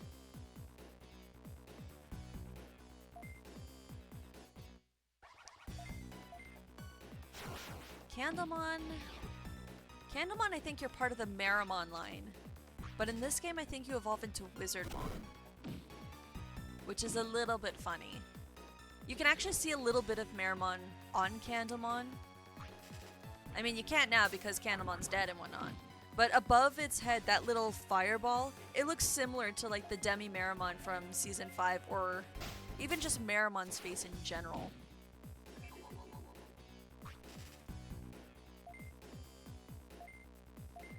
Yeah, I think we're gonna quickly explore the last of Thriller Ruins here, and then I'm just gonna quickly go back, do some healing, and then we're gonna finish doing the quest like we were supposed to do, instead of going and getting distracted in a different area. Cause it's almost already 7:30. And I have just been goofing off, doing completely random things this entire time. But it's fine. We're just chilling out. It's like I'm not in a rush to get through the story, because we want to take our time. Enjoy our time in the digital world. Or at least I do. I don't feel like rushing things at all. I probably will do a lot of the training and grinding for some conversions and levels off stream, because admittedly this game can be quite grindy, which is a little annoying with how quote-unquote slow it is. Because, like, just even looking at this status screen here, the fight took a while, but I only got 72 XP. And it's probably not fun if I do this for a good majority of streams, so we'll probably do a lot of training off screen as well, just so that way I'm not boring people out with continuous streams like this and me just goofing around in a different dimension.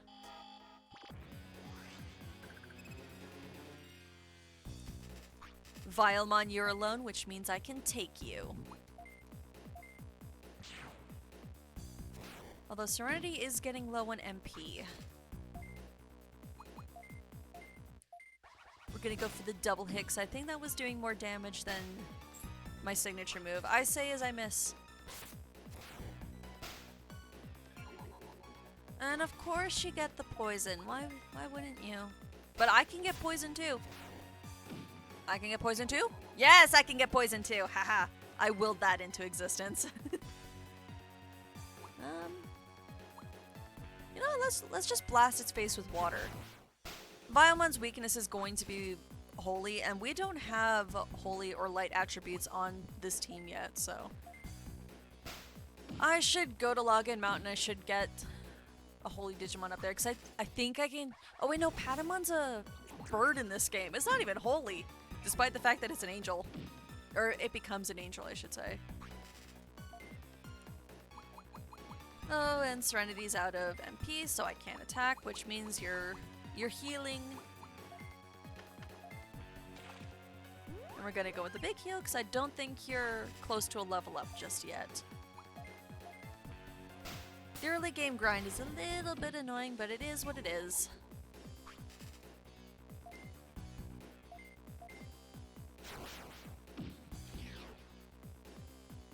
And at the very least, I know I can quickly fight Vilemon. Although speaking of that, see, it's been a while since anyone's fainted due to my lack of yes, I see that. Is that half hearts? Can I? Yes! Let's get our first Digivolution! And it's, of course, it's gonna be Serenity if I click the correct button. We're gonna evolve to Lekismon, I think that's how you pronounce it. Lekismon. I always keep calling it like emphasis on the leek, as in like the vegetable, but it's not. But anyways, enough faffing about. It's time to Digivolve! Goodbye, Lunamon, my beloved moon rabbit. And hello, Lekismon, my big moon rabbit who puts things to sleep. I really love the champion for Lunamon so much. Like, when I played this game for the first time, I loved Lunamon's champion a lot. I did not want to evolve it into its ultimate. I actually really hated the ultimate evolution for quite a long time until Cyber Sleuth, when I could see it in like actual 3D. Because I was looking at this sprite for the longest time, and I hated it so much. But then when I got to see its actual 3D model, it grew on me just a little bit more. I still don't care for it compared to Lekismon, but I don't hate it as much as I did. But look, we've got our first champion! And we also have a new skill, which is Moon Knight Bomb. This will attack one zone twice and have 2 chances to put to sleep, which is great. It's such a good move, and it's sad that it's a signature ability that changes when it evolves, but I'm going to enjoy it for what it's worth. Now Palmon, on the other hand, I think I still need levels for you. But I have the friendship needed, which is great. I just need... How many more levels is that? I think that was 7. Is that 7? No, 19. I just need 5 more levels on Palmon, and then I can get Togemon. And Bearmon... You need some more Beast XP, and that shouldn't be too much of an issue where we're going next. And level 19, which is great. Also, Wanyamon here, I never did check out the other evolutions for Kumamon or Bearmon. It can evolve into Mojamon, which is like the big Sasquatch looking. I say big. It was like the Sasquatch looking guy from season 1, just attacking everyone with the Ice Club, and then he gets all teeny tiny. But anyways, yeah, we got Wanyamon here as it's in training. He gives us access to Gaomon if I wanted. So that's like the boxing. I keep hitting the backspace and I don't mean to. Gaomon here. We'll be getting you later, because I need you for a separate evolution. Because we need this. We need this for a sacrifice. Which sounds really gruesome considering everything else that happens to Leomon, but we need him for a sacrifice later on. I won't be using this Bearmon for that, but keep that in mind. But that's great. We have a new Digivolution, so which means we need to get some levels up on you, because you are quite weak right now, Serenity, at level 1. And this Pawn Chessmon is a wonderful example. We're gonna punch it to the face. I say punch, but we're literally blowing bubbles at it. And that's the damage we want.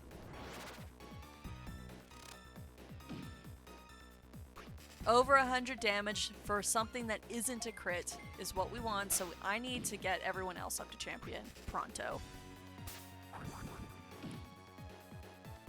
Bone Spear. Whose bones are you using, sir?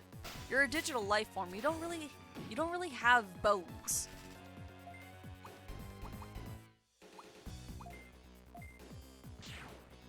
I'm not wasting my MP on a big move, which when some smaller MP moves can deal with just easier. I say as I miss. I was expecting my little cocky attitude there to get Palmon killed. And I'm glad it didn't bite me in the ass just now.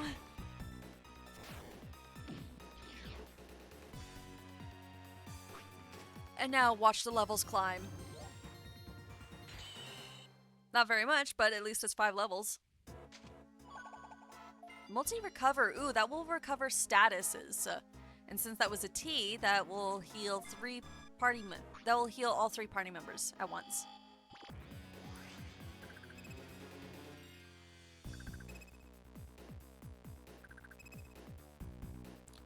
Ooh, 3 Ponchesmon. Let's see how much damage I do that. Who's going first? You're going first, so we're gonna hit... Actually, we're gonna spread the hits around and see if we can get some sleep off. Because if they're asleep, then that means they won't attack and do more damage to me.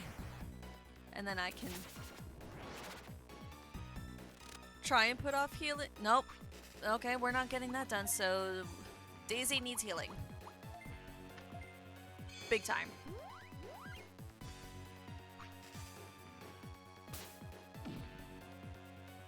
Good thing I healed. Very good thing I healed. Triple good thing I healed. Holy shit. Why are you all targeting just my plant? She hadn't even hit you yet. You got the poison. Awesome. And we're just gonna do this one at a time now. Even if it kills, it will move on to the next Digimon anyways. If it... Multi-hit moves are good like that. Even if it hits...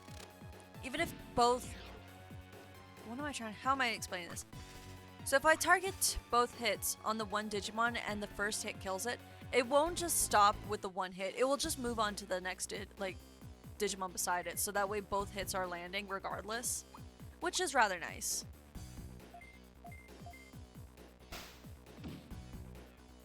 Jeez, I remember the first time I keep saying that Dusk was basically my first playthrough of this, or at least I keep hinting towards it. Dusk was actually the second game I played out of the 2. I played Dawn first, because they didn't have Dusk in the store when I first got this game. Back when EV Games was in Calgary. Or at least the one that I used to go to anyways. And so I got Dawn, played it, got confused, didn't know where I was going. And I fell in love with... So my partner Digimon, Coronamon. Still an unfortunate name nowadays, even though Corona is also, like, a term for the sun and, like, solar flares. Still really unfortunate. I had Gatling Punch on Coronamon. And I loved that it was a multi-hitting move so much that even after I got him all the way up to Mega and I had Apollomon, I still had that weak-ass rookie move on my Mega. And I was doing 0 damage with it. But my brain was like, no, it's a multi-hitting move, which makes it good. No, its damage is awful. But I talked my brain into thinking, no, this is a really great move when it isn't.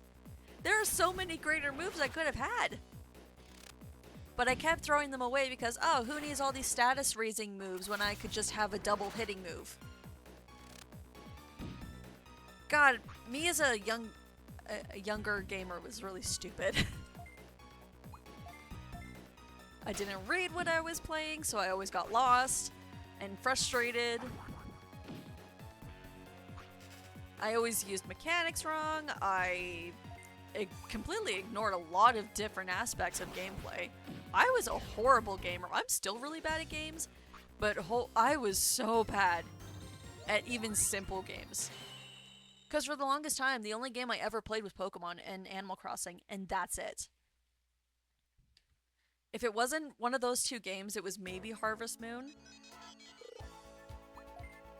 But because of that, I never branched out into different games, so I never got to, like, learn and pay attention to, hey, other games have different mechanics.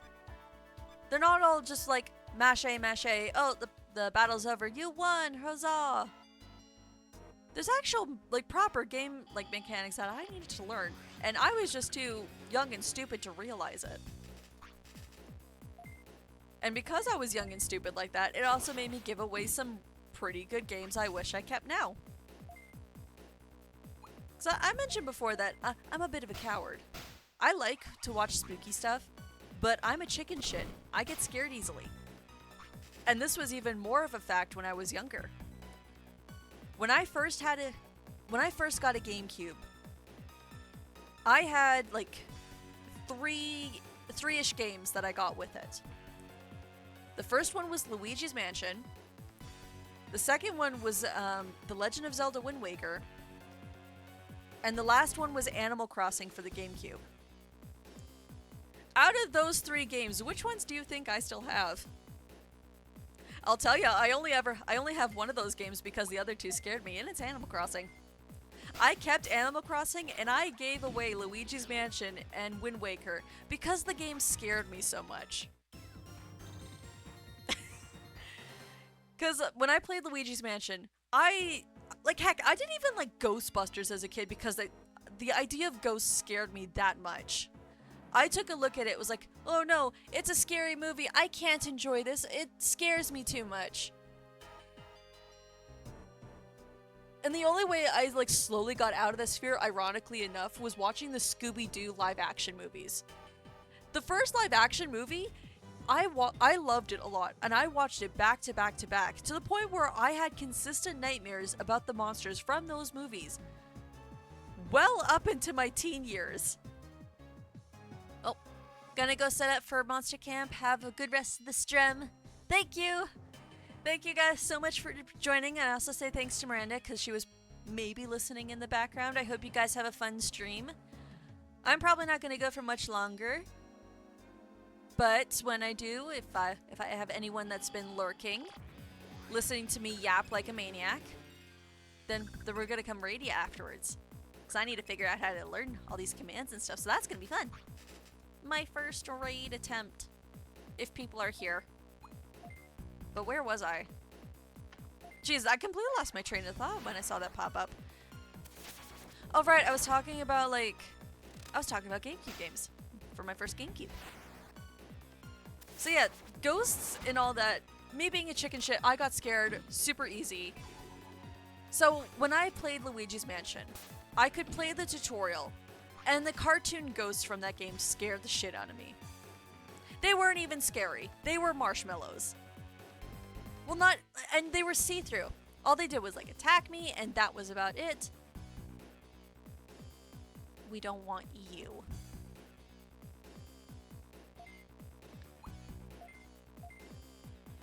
And then, so I would get through the tutorial, figuring how to use my poltergust, my vacuum cleaner, which I didn't manage to use very well, by the way. But it was passing, and I could at the very least play up to the very first section of Luigi's Mansion, of the house. And I could at least get to the first boss reliably, and I could beat it. After that point, I had no idea what the fuck I was doing, and then I got too scared to play the rest of the game. So I would go to this one section of the mansion, I would get the 2 boss, and then I would get to Chauncey.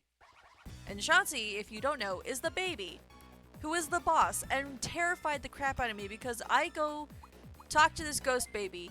He gets all pissy at me for daring to wake him from his sleep, which honestly I understand because I am a right bitch when I am woken up, not of my own volition. Like if I set an alarm clock, fine. I'll probably cuss and swear at my alarm, but I'll begrudgingly get up. You tried to wake me and not offer me a cup of tea? You're dealing with a mega bitch. I am not a pleasant morning person. But yeah, I would get to Chauncey. He would say, "How dare you wake me from my slumber? You will suffer the consequences of your action." Like, it's more dramatic than that. Like, it's been several years, so I can't remember the exact dialogue. But then, all of a sudden, Chauncey just, like, sucks you inside of his crib. He becomes a gigantic-ass baby. Well, he just shrinks you down is what it is. And he turns his crib into a battlefield. He sends, like, giant toy balls at you. and he sends rocking horses at you, and I was so panicked every single time I fought him. I never learned the mechanics how to fight him until much later on in my life, after I had given this game away and learned to appreciate it.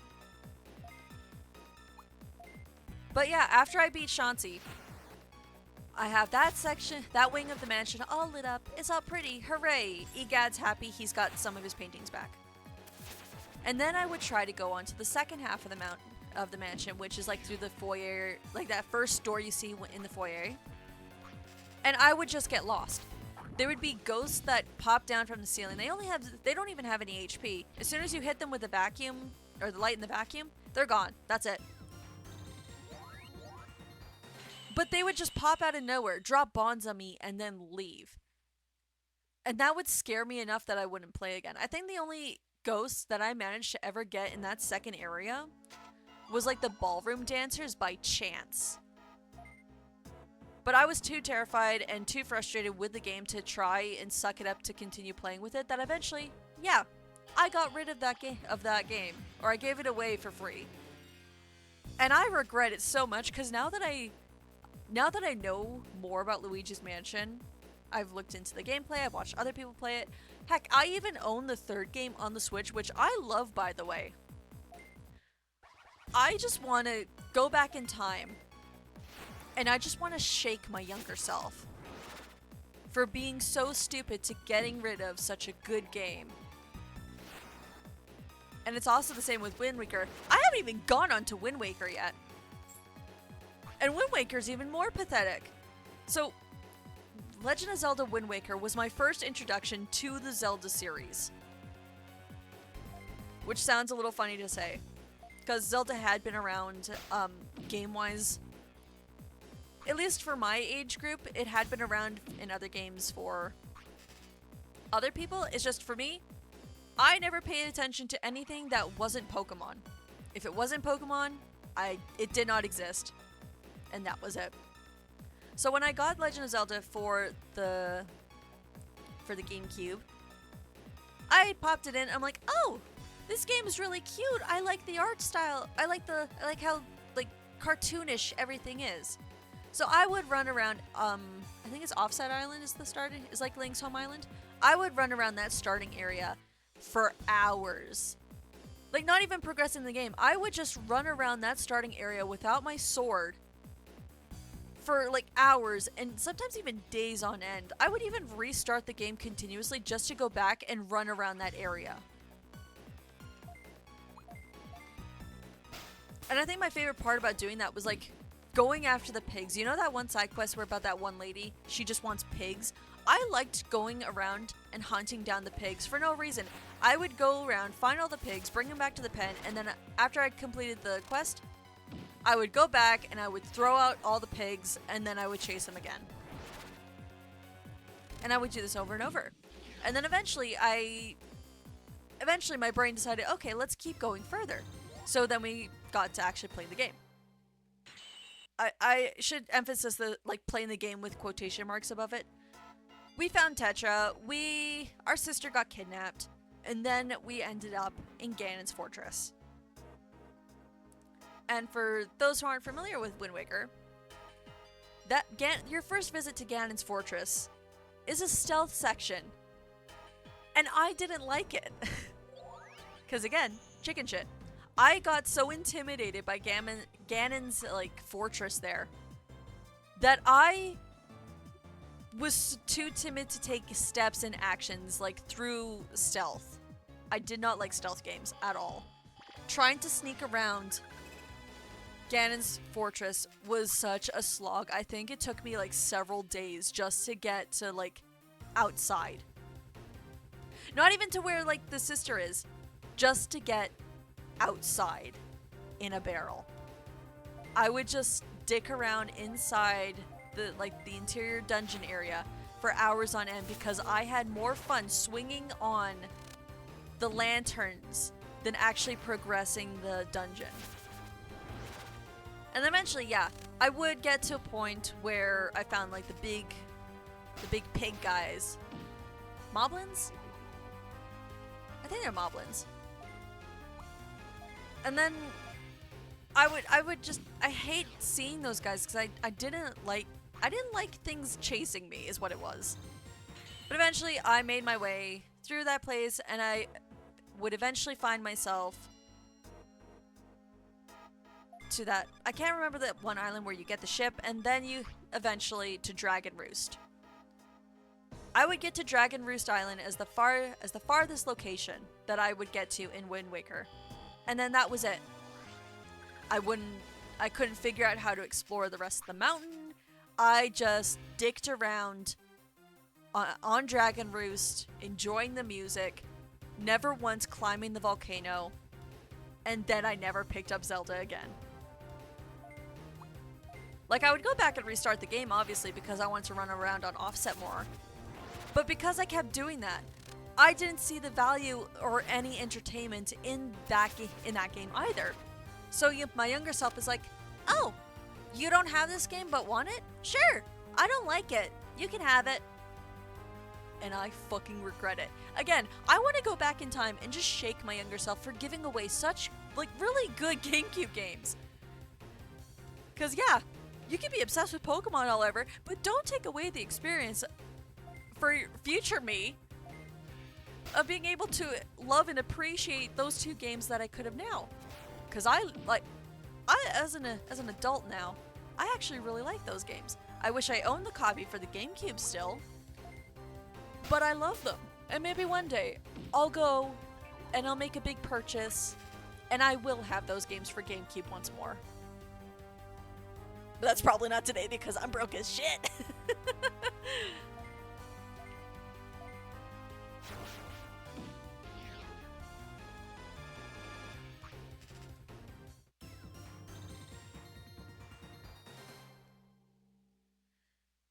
And during that entire rant, we made it through that one section. And look, there's the red wall that stopped you from before.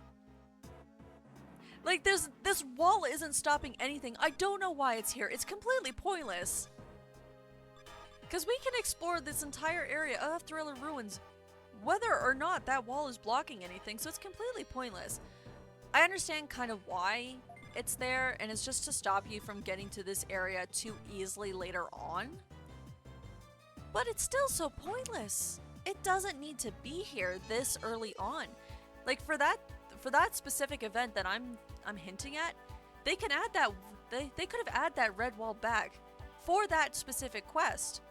But no, they have that wall there, blocking that entire this entire area off for no good reason. I'm just gonna quickly go into here and I'm gonna look at the scan data I got for some of my Digimon to see if I'm good to go back. Oh, the wrong one. Scan info. Ooh, I didn't get enough for Pokemon, so I'll have to run around that area, the beginning area, just a little bit more. Gapurimon, I will grind you off stream, I think. Same with you, Betamon.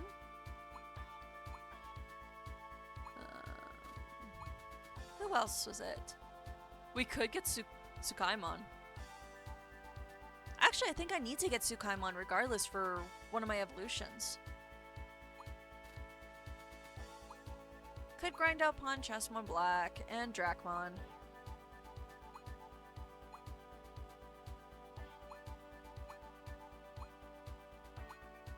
I think that's about it. I think I'm just gonna run around, get some of the scan data, run away, and then I'm gonna leave this area.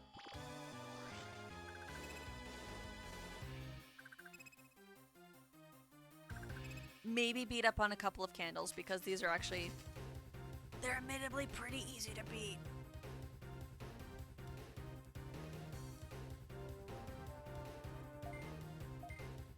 Just a little water to the face.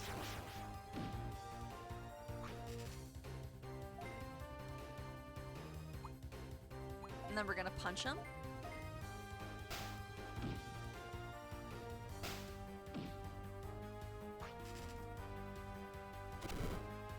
Jeez, now that I'm thinking like GameCube games, I'm trying to think back of some of like if there were any other games that I got rid of just because I didn't like them.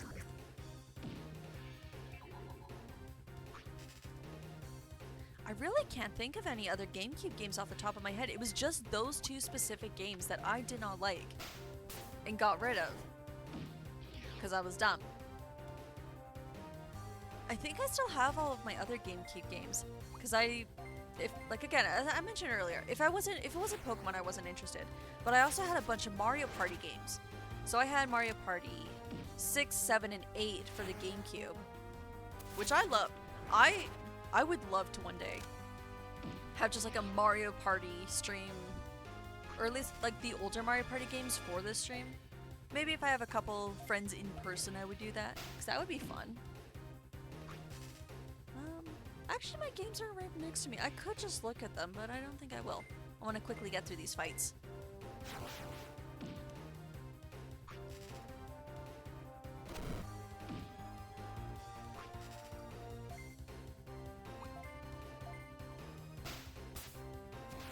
Could also get Candlemon. I can't remember its evolution line. I know it goes to Marimon. And Volcanamon is in this. So that's like the big guy with the microphone.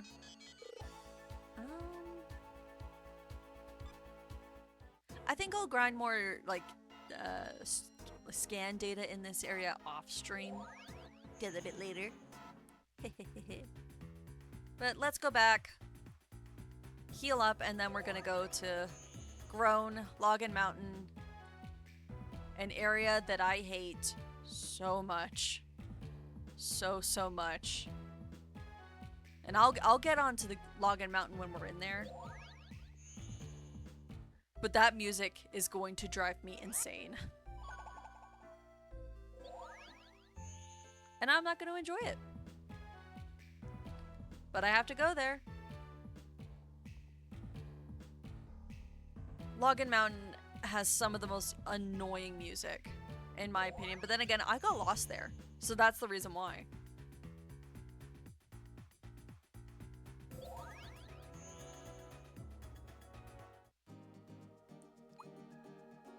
We briefly popped up here before, but now I have to suck it up and we have to go through it.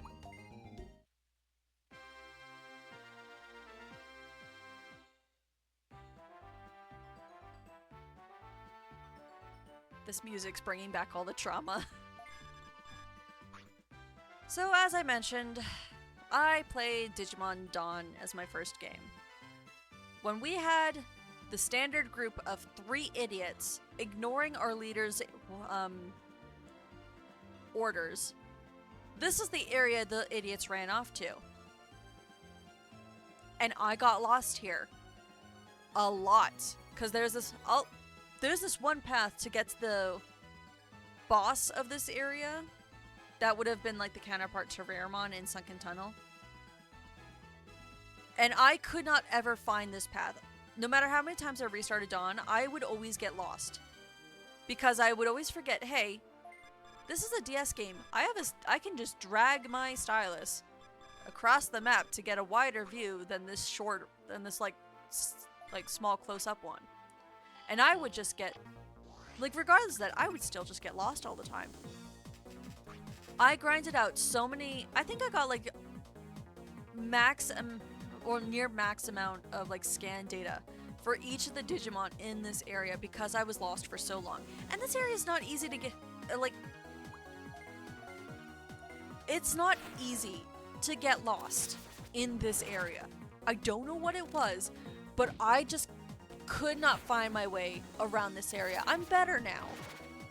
And this isn't even the worst map to get lost in. We'll get to that area. And I can complain to my heart's content. But for whatever reason, I just could not navigate my way around this stupid ass fucking mountain.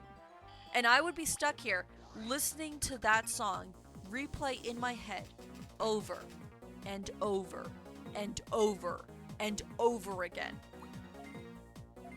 To the point, I think it's what solidified me playing games on my DS and Game Boy with no audio whatsoever.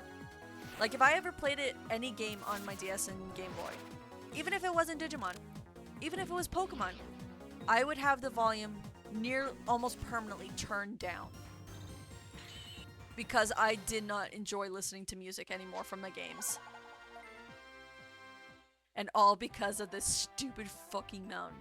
And it's this area right here where I like, at least one of the parts where I get confused, because I'm always thinking, hey, there's a ladder there. I need to go down there, because that's going to lead the way I need to go to, right?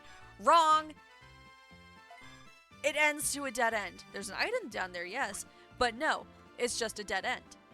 And I always think I need to go down there, even when that item isn't there to prompt me to go down here. Hello, Togemon. I just really hate this area, and I'm gonna bitch and complain every time I am back here, because I do not enjoy it. Like, it's nice that I can get Togemon here, and I didn't even get to talk about the thing about Togemon that I wanted to.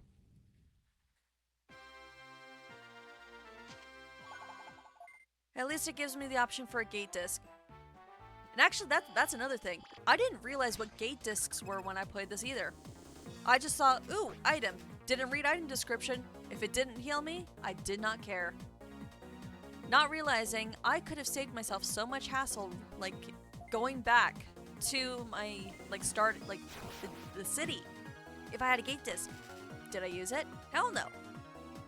I would just run around the mountain continuously to all my waypoints. I would never use the gate disc to instantly teleport back. And I don't know why I just punished myself like this.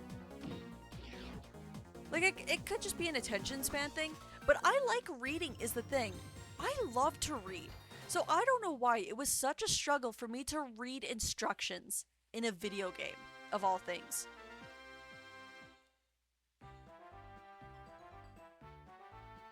Nope. Don't think there's anything up here. But yeah, this is the map. This one section of the map is where I continuously got lost in this area.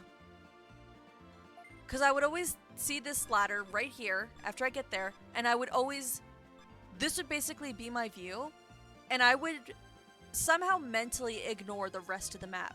So I would continuously go up and down this one ladder, not understanding why I wasn't progressing and finding the area. This is how, like, directionally challenged I was as a kid. And then when I finally managed to go, oh, hey, wait, there's paths behind this stupid fucking ladder, I would go in the wrong direction. And then I would end up even further away from the boss. I would end up at, like, the third teleporter that's on this map for no reason. I had no business going over there, but I still would get lost and end up in this, like, one area. Most of my stories about this game, honestly, is getting lost. It's like, the first time I played this game, it took me it was like on and off playing for a span of like maybe 2 years. And that's because I didn't read instructions, right? So I didn't know what I was doing. I didn't understand quests.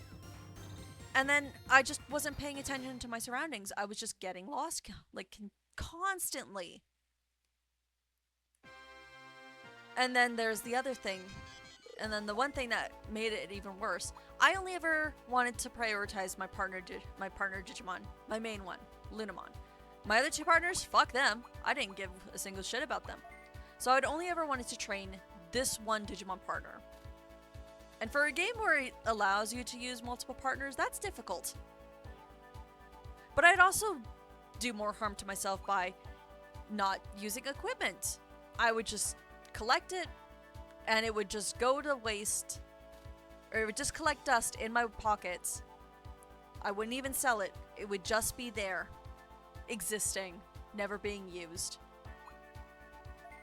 And then and the other thing I didn't understand that made this go on longer was digivolving. I didn't understand the process of how to digivolve in this game for so long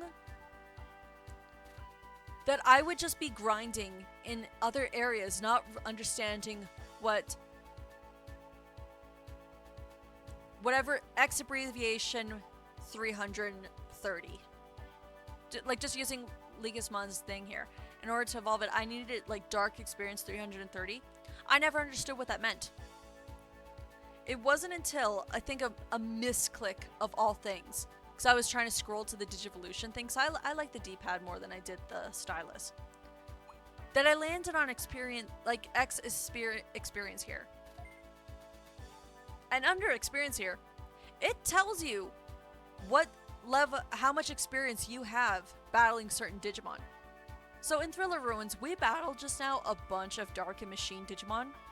And look, right there under Machine and Dark, our experience, the numbers for those are really high compared to the other ones. That's how I got the numbers up, and I never understood this. So I would run around in areas where they didn't have the experience that I needed, trying to grind out and figure out, oh, how do I get this type of, like, number to tick over so I could Digivolve?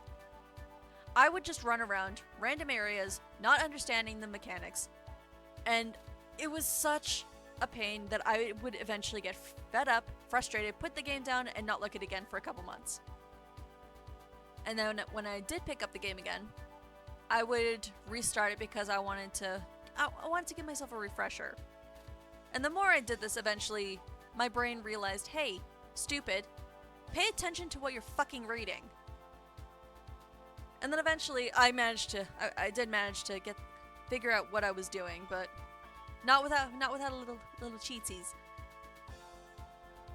But before I get to before I explain that, because I didn't understand how Digivolution worked in this game, what I would do is that when I was in an area with stronger level Digimon, and by stronger level I just mean it's these levels.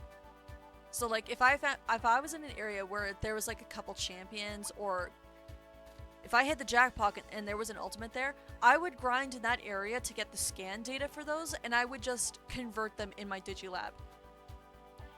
Screw trying to figure out how to Digivolve. If I could just convert them, why do I need to train? That was my mentality. It was a stupid mentality, obviously, but I eventually figured it out. After I beat, and then there's, I can't even call it a win, honestly. The first time I beat Digimon World Dawn. Because when I got to that ending area, after slogging for how many months on and off playing this, just trying to get to that game, or to that ending point, I came across a nifty little tool, let's say, for the game, for the DS.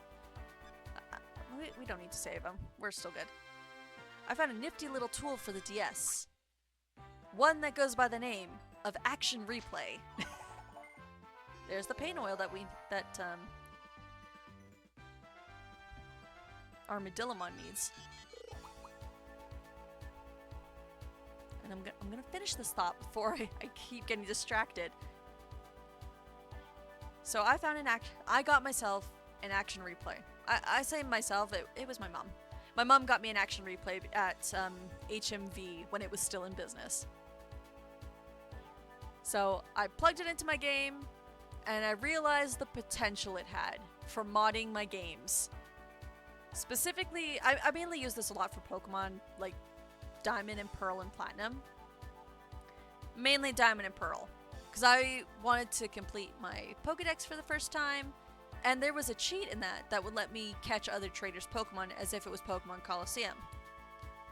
So you bet that's how I beat Cynthia for one of my first times ever. I'm not proud of that, but it is what younger me did. She cheated her way through things until she eventually realized the error of her ways, and actually played the games fucking correctly instead of just spamming and not reading things. But the Action Replay also had codes for Digimon World Dawn and Dusk. One of those codes would completely fill out your Digimon gallery, and so you could take a look at all the Digimon that were in the game, basically, which is helpful. I actually still use that one to this day when I'm curious about what Digimon are in this game, or if I get bored and I just want to read every single bio this game has for these Digimon. I've done that a couple times. I've been so bored, I've gone into this Digimon gallery and I've read the description for each of the Digimon in this game. But that's not the only thing that it would do. Yes, it would add all of the Digimon in this game and I could look at them. But it would also give me 100% scan data for those Digimon as well. You can probably kind of see where I'm going with this. I would have all the scan data available at the touch of my hands because of my action replay. So I would run to my Digilab, I would go down to the mega list, and I would get all the strongest megas I could see or whatever was cute. Because I'm very much biased. If you can't tell by my art, I like cute things. So I would grab the strongest cute looking Digimon I could, and then I went to go fight the final boss. And you know what? Even with cheating, I still struggle fighting that fucker. Because of all the other things, I still didn't learn the mechanics. I didn't know about like getting the levels that they needed, so I was fighting the big bad final boss of this game with weak ass fucking moves, no equipment, and nothing but health items to try and slowly force my way into a win. And I did eventually. After I don't know, it was 3 attempts and legitimately 2 hours of non-stop battling and healing over and over again. And I wouldn't even improve my strategy either. I wouldn't go back and get new Digimon. No, I would save in the room before the boss. And then I would battle him. And if I lost, I would just reset.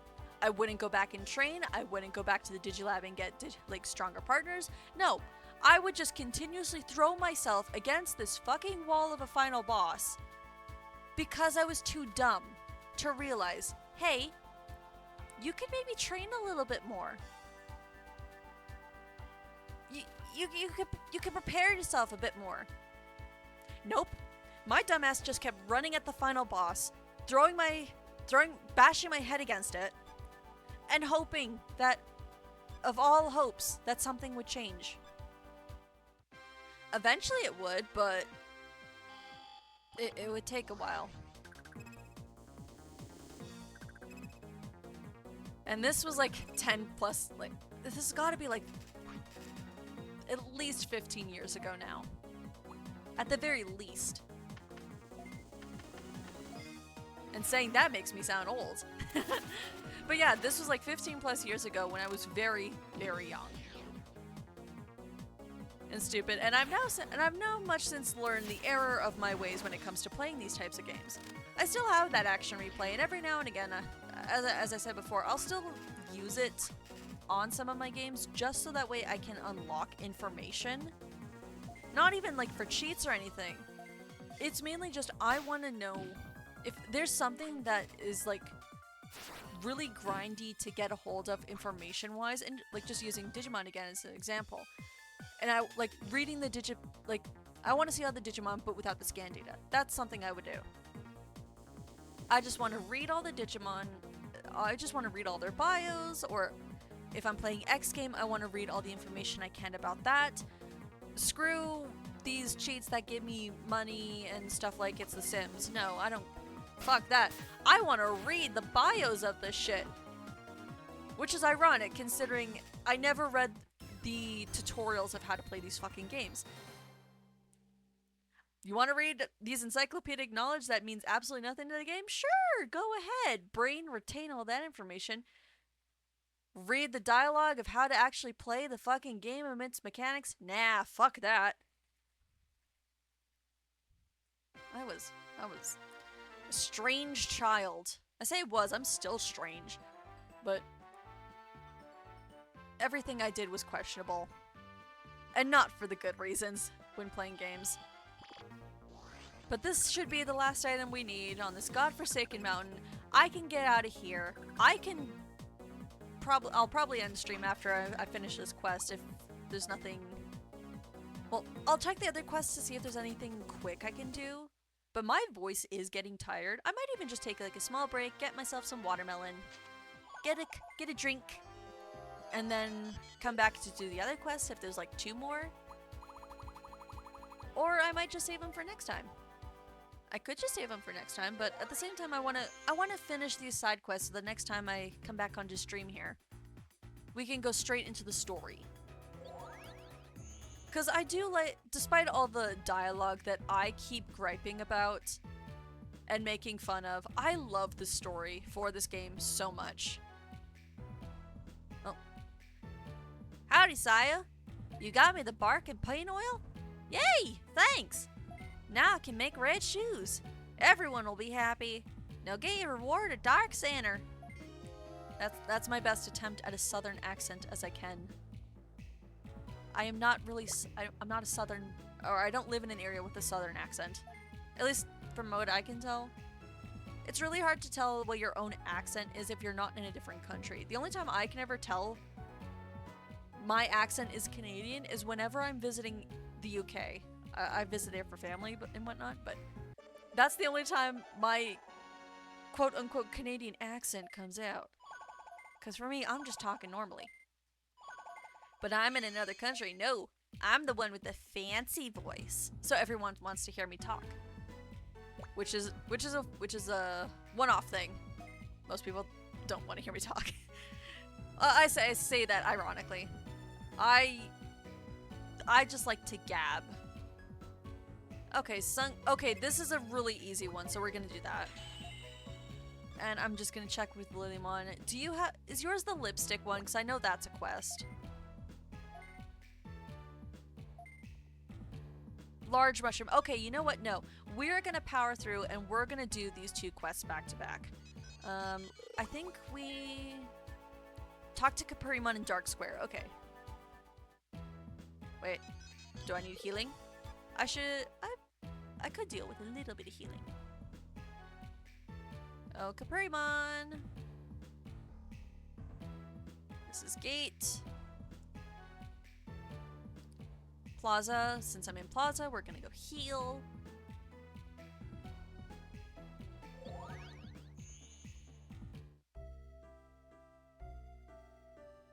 Then we're gonna leave.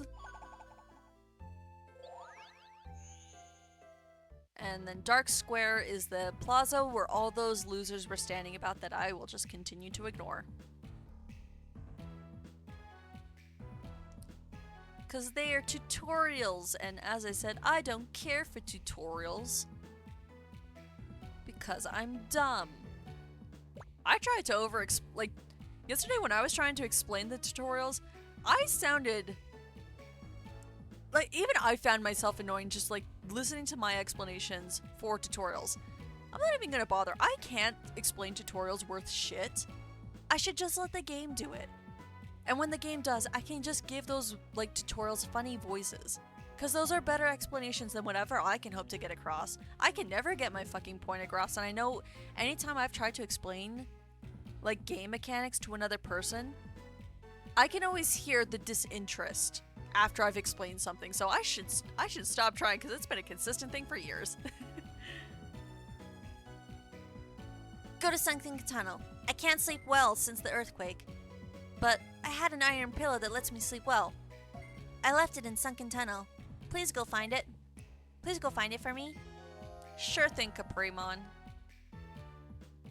And we're speedrunning this shit.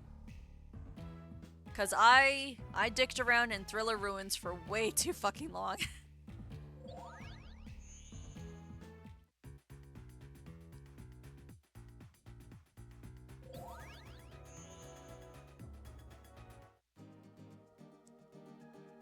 Maybe, oh wait, no, Chip Forest, we'll be going there for the next quest. I didn't think we would, but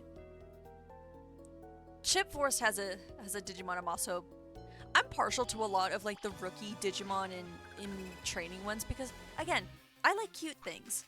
And most rookies and, in training are really super cute. But there's a set of, in training / rookie Digimon that I really like that I can find in Chip Forest. And if you've ever seen Digimon Tamers or the Digimon movie 2000, you would know which Digimon I'm talking about. A pair of twin rabbits. Because you can get the in-training forms of Terriermon and Lopmon in Chip Forest, and I've always had Lopmon on my team anytime I played this. I love Lopmon, but why do they always have to make it so, like, susceptible to corruption and evil? I want to get more on that topic for Lopmon when I get to playing Digimon Survive for a very specific reason. If you know, you know. But why they always gotta make Lopmon out to be the evil one? He's just a shy little guy. Anyways, you're here, you're suspicious, so I guess I must talk to you. Did I see an iron pillow? Yeah. I just found one and picked it up. If you want it, then you have to fight me for it.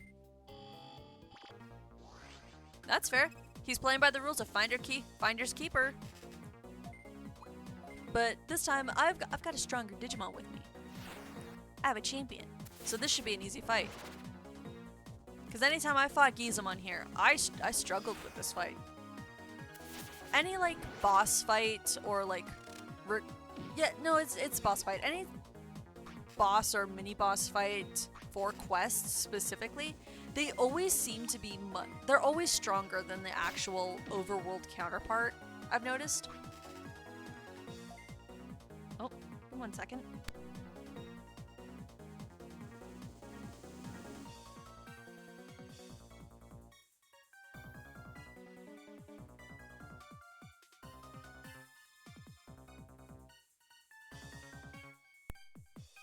I'm sorry about that. My voice just decided to give out on me for a second there.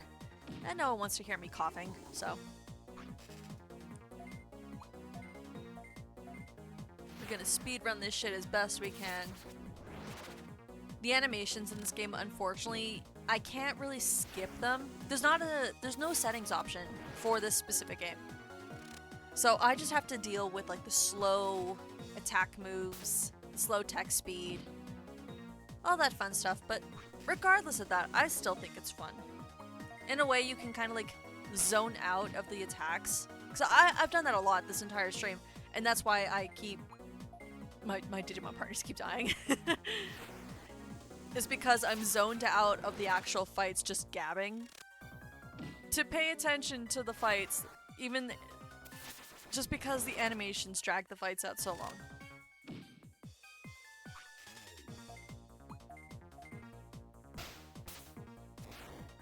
It'd be nice if I could get Panda and Daisy up for an evolution before I end stream, but I don't want to sit here grinding that, because that just sounds boring to me. At least on stream. I'll do it off stream when I can watch like a podcast or something. I'm actually watching a playthrough of someone, well, I say someone, it's like a group of 4 guys 100% completing Stardew Valley. And it's just the standard version of it. I love the deadpan humor is what it is, because it's just 4 guys, obviously British because of the slang and stuff that they use and all the swears. But they've got like shared money on, and just the deadpan competition and insults that they throw at each other. You can tell that they're good friends, but I find it so amusing. I haven't played Stardew in a long time. I love farming simulators, so Stardew is right up my alley right there. I don't think I've played Stardew Valley since they well, no, I didn't even play the island update. The last time I played Stardew was before they updated to add that extra island, the vacation island, where you fix Wooly's boat. That's the last time I played Stardew Valley. At least enough for me to actually get to that island. I've never seen any of the new content where they, like the seasonal outfits and stuff like that. I should go back and play Stardew Valley one day. Maybe next year. Maybe next year we stream doing like a Stardew Valley. That'd be fun. Ouch! You're very rough, huh? The previous owner? Well, if that's the case, then hurry up and give it back to him. Sayo got an iron pillow. We could have avoided that entire fight if we just talked, that's a lot of things with someone like the fights that we have with some Digimon. They just pick a fight when the entire situation could have just been solved by talking. And it's a bit of a consistent thing. Miscommunication and all that. It's like, why can't we... Is it every single Digimon so hot-blooded that they can't have a conversation? I know I could just like gate disc out of here, but I kind of want to sneakily increase the encounters because I'm so close to the exit. So if I'm going to sneakily increase the scan data as much as I can, and there's Kapurimon all settled. I think getting Betamon one more time would have been enough. I'll look at Betamon off stream because Betamon is a Digimon I need for. Well, I mentioned last stream I was thinking of getting Betamon, or I was thinking of using the Seadramon line because there's Giga Seadramon. And Giga Seadramon is, well, the Seadramon line in general, it evolves from Betamon, so I'd have to raise one regardless, so I'll need to get his conversion data. Saya, welcome back!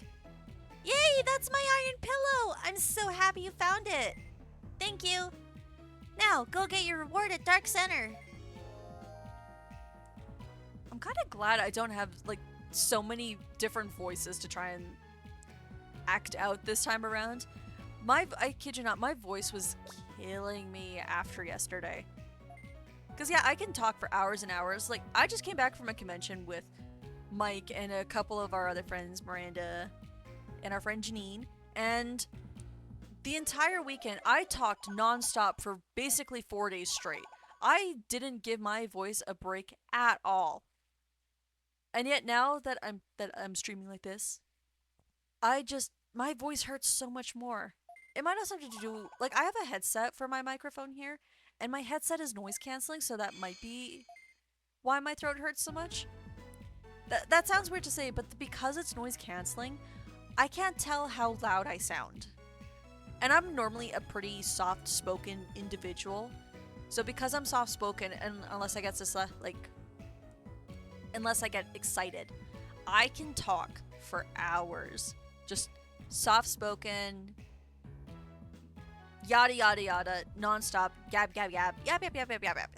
I just don't shut up. But because my headset is noise canceling, I can't tell how loud I'm talking compared to my normal voice. Like if I pop my ear, like just one of my, like my ears are free right now. One, everything sounds really fucking loud right now.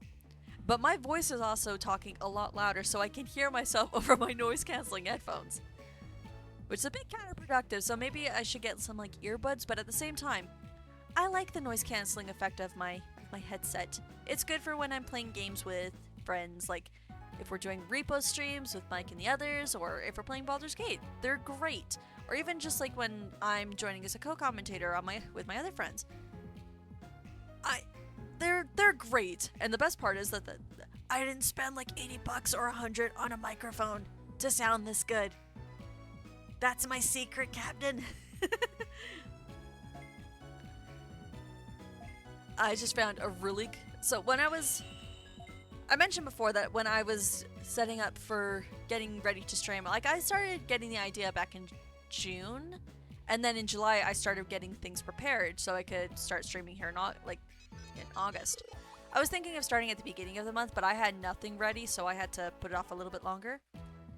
But when I was going down the rabbit hole for streaming, and I'm still like going deep into this rabbit hole, by the way, one of the video tutorials that I was looking for was talking about like a sound mixer system that's completely free but is also pretty popular for streamers. And I've been on a whim. I just decided, hey, I'm gonna give this a try because I've seen my friends struggle with audio, like individual audio settings for stream. So on a whim, I tried this program out. It's called Steel Series Sonar. And when I went back to listen to myself on the VOD, I could not believe I sounded so clear on just a $30 headset. Because when I've listened to myself before on my friends' other streams, I never sound this clear. But for once, I sound so good on a microphone. I hate listening to the sound of my own voice. I think I'm annoying. So I hate watching videos of me or even just audio recordings. I just personally dislike it. I don't mind if they're being recorded and stuff like that. I just don't like listening to myself. But I sucked it up to listen back to my VOD just so that way I can hear how things are from your guys' perspective. Because obviously I can't tell how I sound on a stream. My voice sounds completely different like when I'm not talking to this microphone.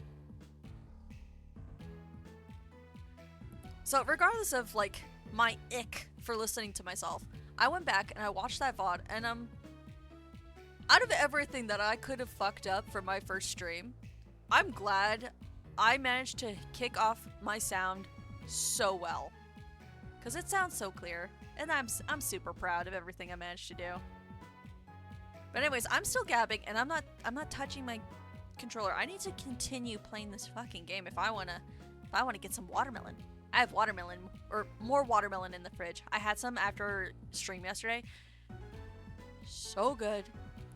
It was crunchy, it was cold, it was juicy, and I love watermelon. So I need to play so I can hurry up and get my watermelon.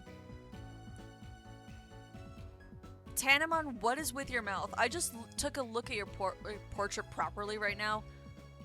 What is going on with your mouth and eye there? Like, I know it's just a still image of its battle sprite, but what is going on? I never noticed that. Anyways, Don't tell anyone, but I want to eat a large mushroom. I heard you can find them in Chip Forest, but I couldn't find any. Could you go take a look and find some? I'm assuming it's that L abbreviation means large. Because I don't want to know what the L stands for if it doesn't mean large. Anyways, we're going to quickly pop through Chip Forest. We're going to get that mushroom. We're going to complete this quest for Tanamon. And I can have a snack, just like Fascomon was talking about yesterday.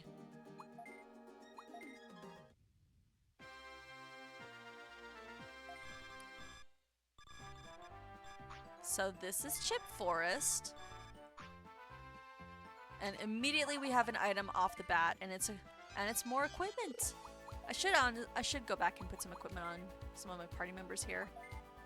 Palmon, you only had a spirit ring, so let's give you a speed ring and a novice cloak, I think. Defense +4, speed +3, dodge rate, yes. You need the dodge. And we'll also give the dodge cloak as well, or the novice cloak to Fairmon as well. Along with the novice blade.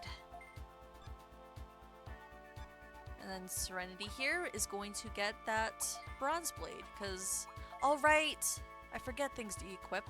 So bronze blade, get +9 to attack. We'll get poison. And I had a oh, I thought I had one more item.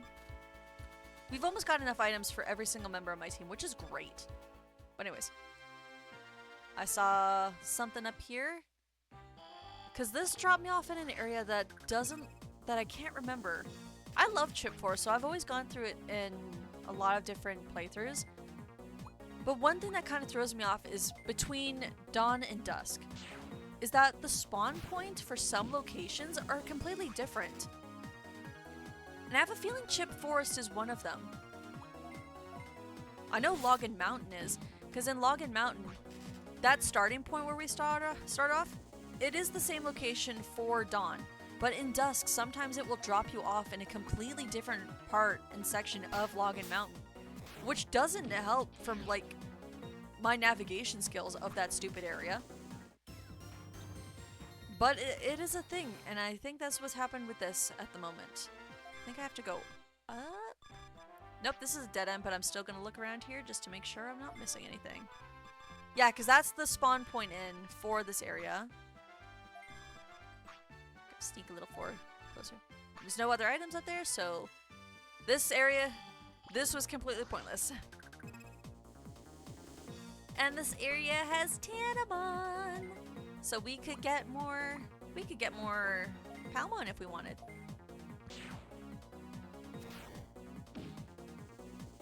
It looks so cute and happy. Palmon was my favorite Digimon when I first watched Digimon Adventure. I used to get my parent, or at least my mom, to record it on the telly when I was really, really, really young. And then sometimes she would eventually buy me the VHS tapes. Whenever she would come home from work, she would just casually she would just casually hand me one of the episode tapes, and I would watch them back to back constantly growing up. And out of all of the Digimon that they could have shown, I got to see Tanamon and Palmon, and it was love at first sight. I've always loved Palmon, I've always loved Mimi. And that didn't really change much as I grew up into adult. Like, when I first, I didn't know a lot about Digimon. I barely even knew the names when I was a kid. All I knew is that sometimes it was aired on TV. I didn't know which channels because I didn't have cable. How old does that make me sound? We didn't have cable TV. I didn't have a way to stream it. All I could rely on was my local video store, hopefully having some episodes on tape. And I remember one time I went over to my neighbor's house and we would watch Digimon together. So we would go, we'd put on Digimon, and I remember one episode from season 1. It was during the Myotismon arc. And I got to see Gatomon for the very first time at the tail end of the episode. And I remember going back home to my parents later that day going, "Mom, Dad, I want to go to VHQ. I need to find the Digimon video with the cat. It's got a white kitty. I need the video." And I was so dead set on finding this episode just to watch Gatomon. I fell in love with the cat. I fell in love with Gatomon so quickly. I saw it, love it. That was it. Gatomon quickly displaced Palmon from my heart, at least for a while. And for, I think, a couple weeks, we would go back to that video store, and we even went to, several of them. And, I'm talking about, a video rental store, by the way. We would go back and forth to these different video rental stores just so I could try and find an episode of Digimon with Gatomon in it. And all the information, and because I was a kid, the only information I could ever give my parents was, "It's the Digimon with the kitty." That was the only information they had to work on. And obviously, because of my excellent description skills, I never got to see that video. And for the longest time, I didn't even get to finish watching Digimon Season 1. Let alone Season 2 or 3, or even know about 4. I didn't get to finish the very first season of Digimon until I discovered online streaming. And YouTube and all that. Because when I gained access to a laptop and was able to look for the episodes individually online, you bet your sweet ass I sat down and I watched every single season and episode of Digimon that I could from start to finish. That was airing at the time anyways. So when I did that, that was when this game came out, 2007. So I watched episode 1 of season 1 all the way to the very last episode of season 5. Non-stop, back-to-back, just because I now had access to this. And since then, I've learned a lot more about Digimon. It doesn't compare to my knowledge of Pokemon, but I've been talking a lot about Pokemon, because, it's easy to compare the two games, because they came out around the same time. But when we get to Pokemon games, my lore of Pokemon is going to come flooding out. It already comes out in bits and pieces when I'm streaming when I'm joining Ness for Crystal. But when I get to playing Pokemon, I'm going to be playing the dumbass way I enjoy it. I know at some point I would love to do a complete marathon of every single mainline Pokemon game if I can. And I'll be biased using all the different teams that never that no sane person would use, I should say. One of my favorite, I love a lot of typically not really good Pokemon, and that will show when we get to Pokemon, because I have a lot to say. I have a lot to say regarding those games, but this is Digimon. We're here for Digimon.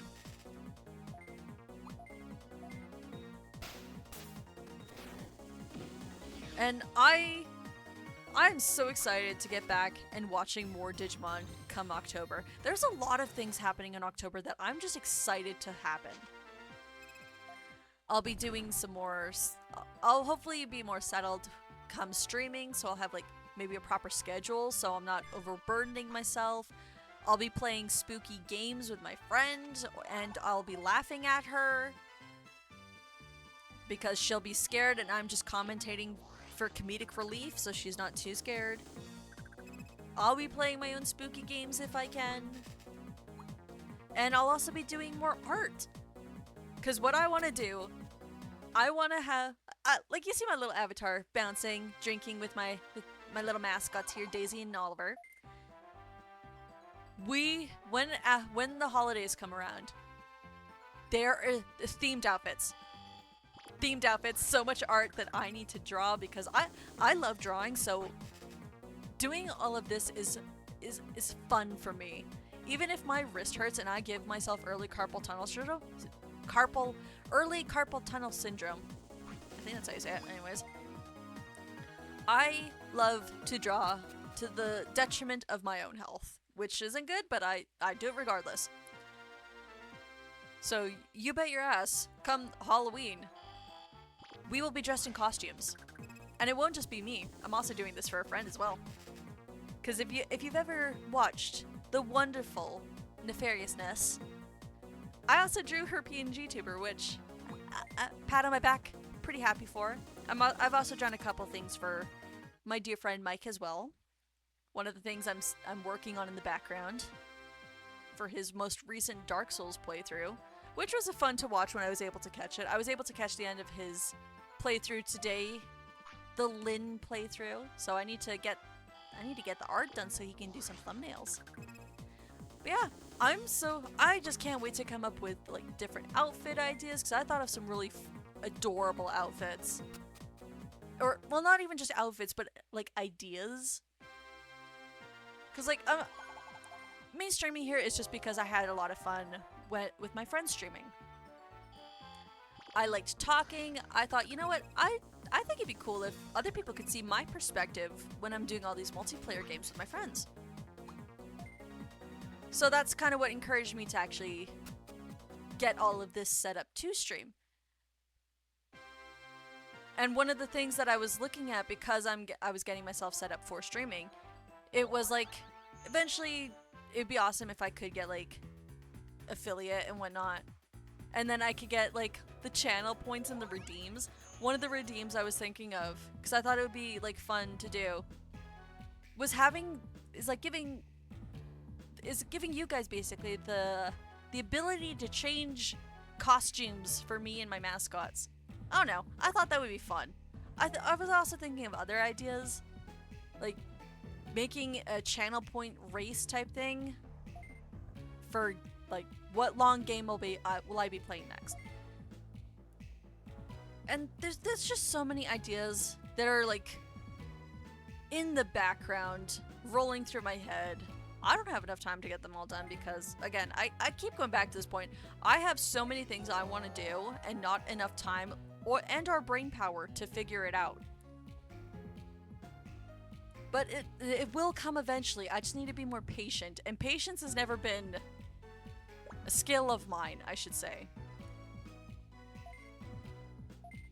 But I will be patient and do these things proper so that way I don't make any more scuffed remarks and decisions for my streams.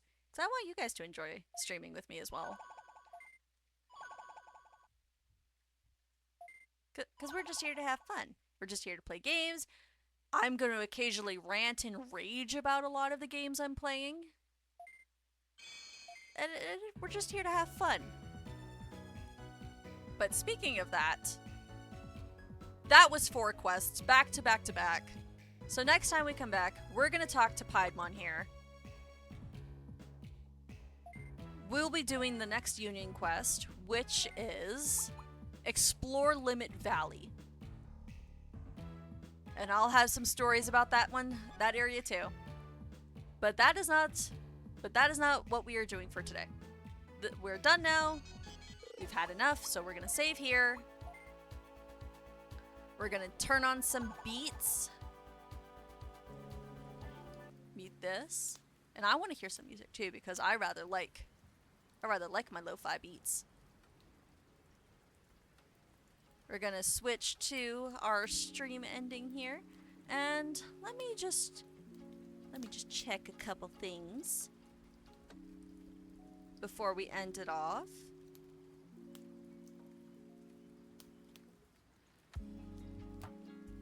I think it's just. Well, regardless, I think we should go. Well, as my dear friend Mike was saying, he was here in chat earlier with Miranda, and they are currently playing Monster Prom 2, or Monster Camp, I should say. So you should go bother them now that we're done here. I know I am, because I want to go see the hilariousness of a really great game. So, thank you so much for joining me. As always, I say as always as if I've done this for a long time. As last time, I had a lot of fun. Regardless of whether or not people stayed around for long, I just liked being able to yap and yap to my heart's content and let every single intrusive thought that entered my head exit out of my mouth to the world to see. Regardless of whether or not it was coherent or not is still up in the air, but I had fun, and that's the main thing. I'm gonna go have some watermelon, rest my voice, and I'm gonna do some drawing. I'll probably stream again. Maybe Monday. We'll be back with some more Digimans. I'll have some more stories to tell over the weekend and what shenanigans I got up to. But for now, that's it for me. Thanks for joining, and I hope you have a good rest of your night. Bye, everybody!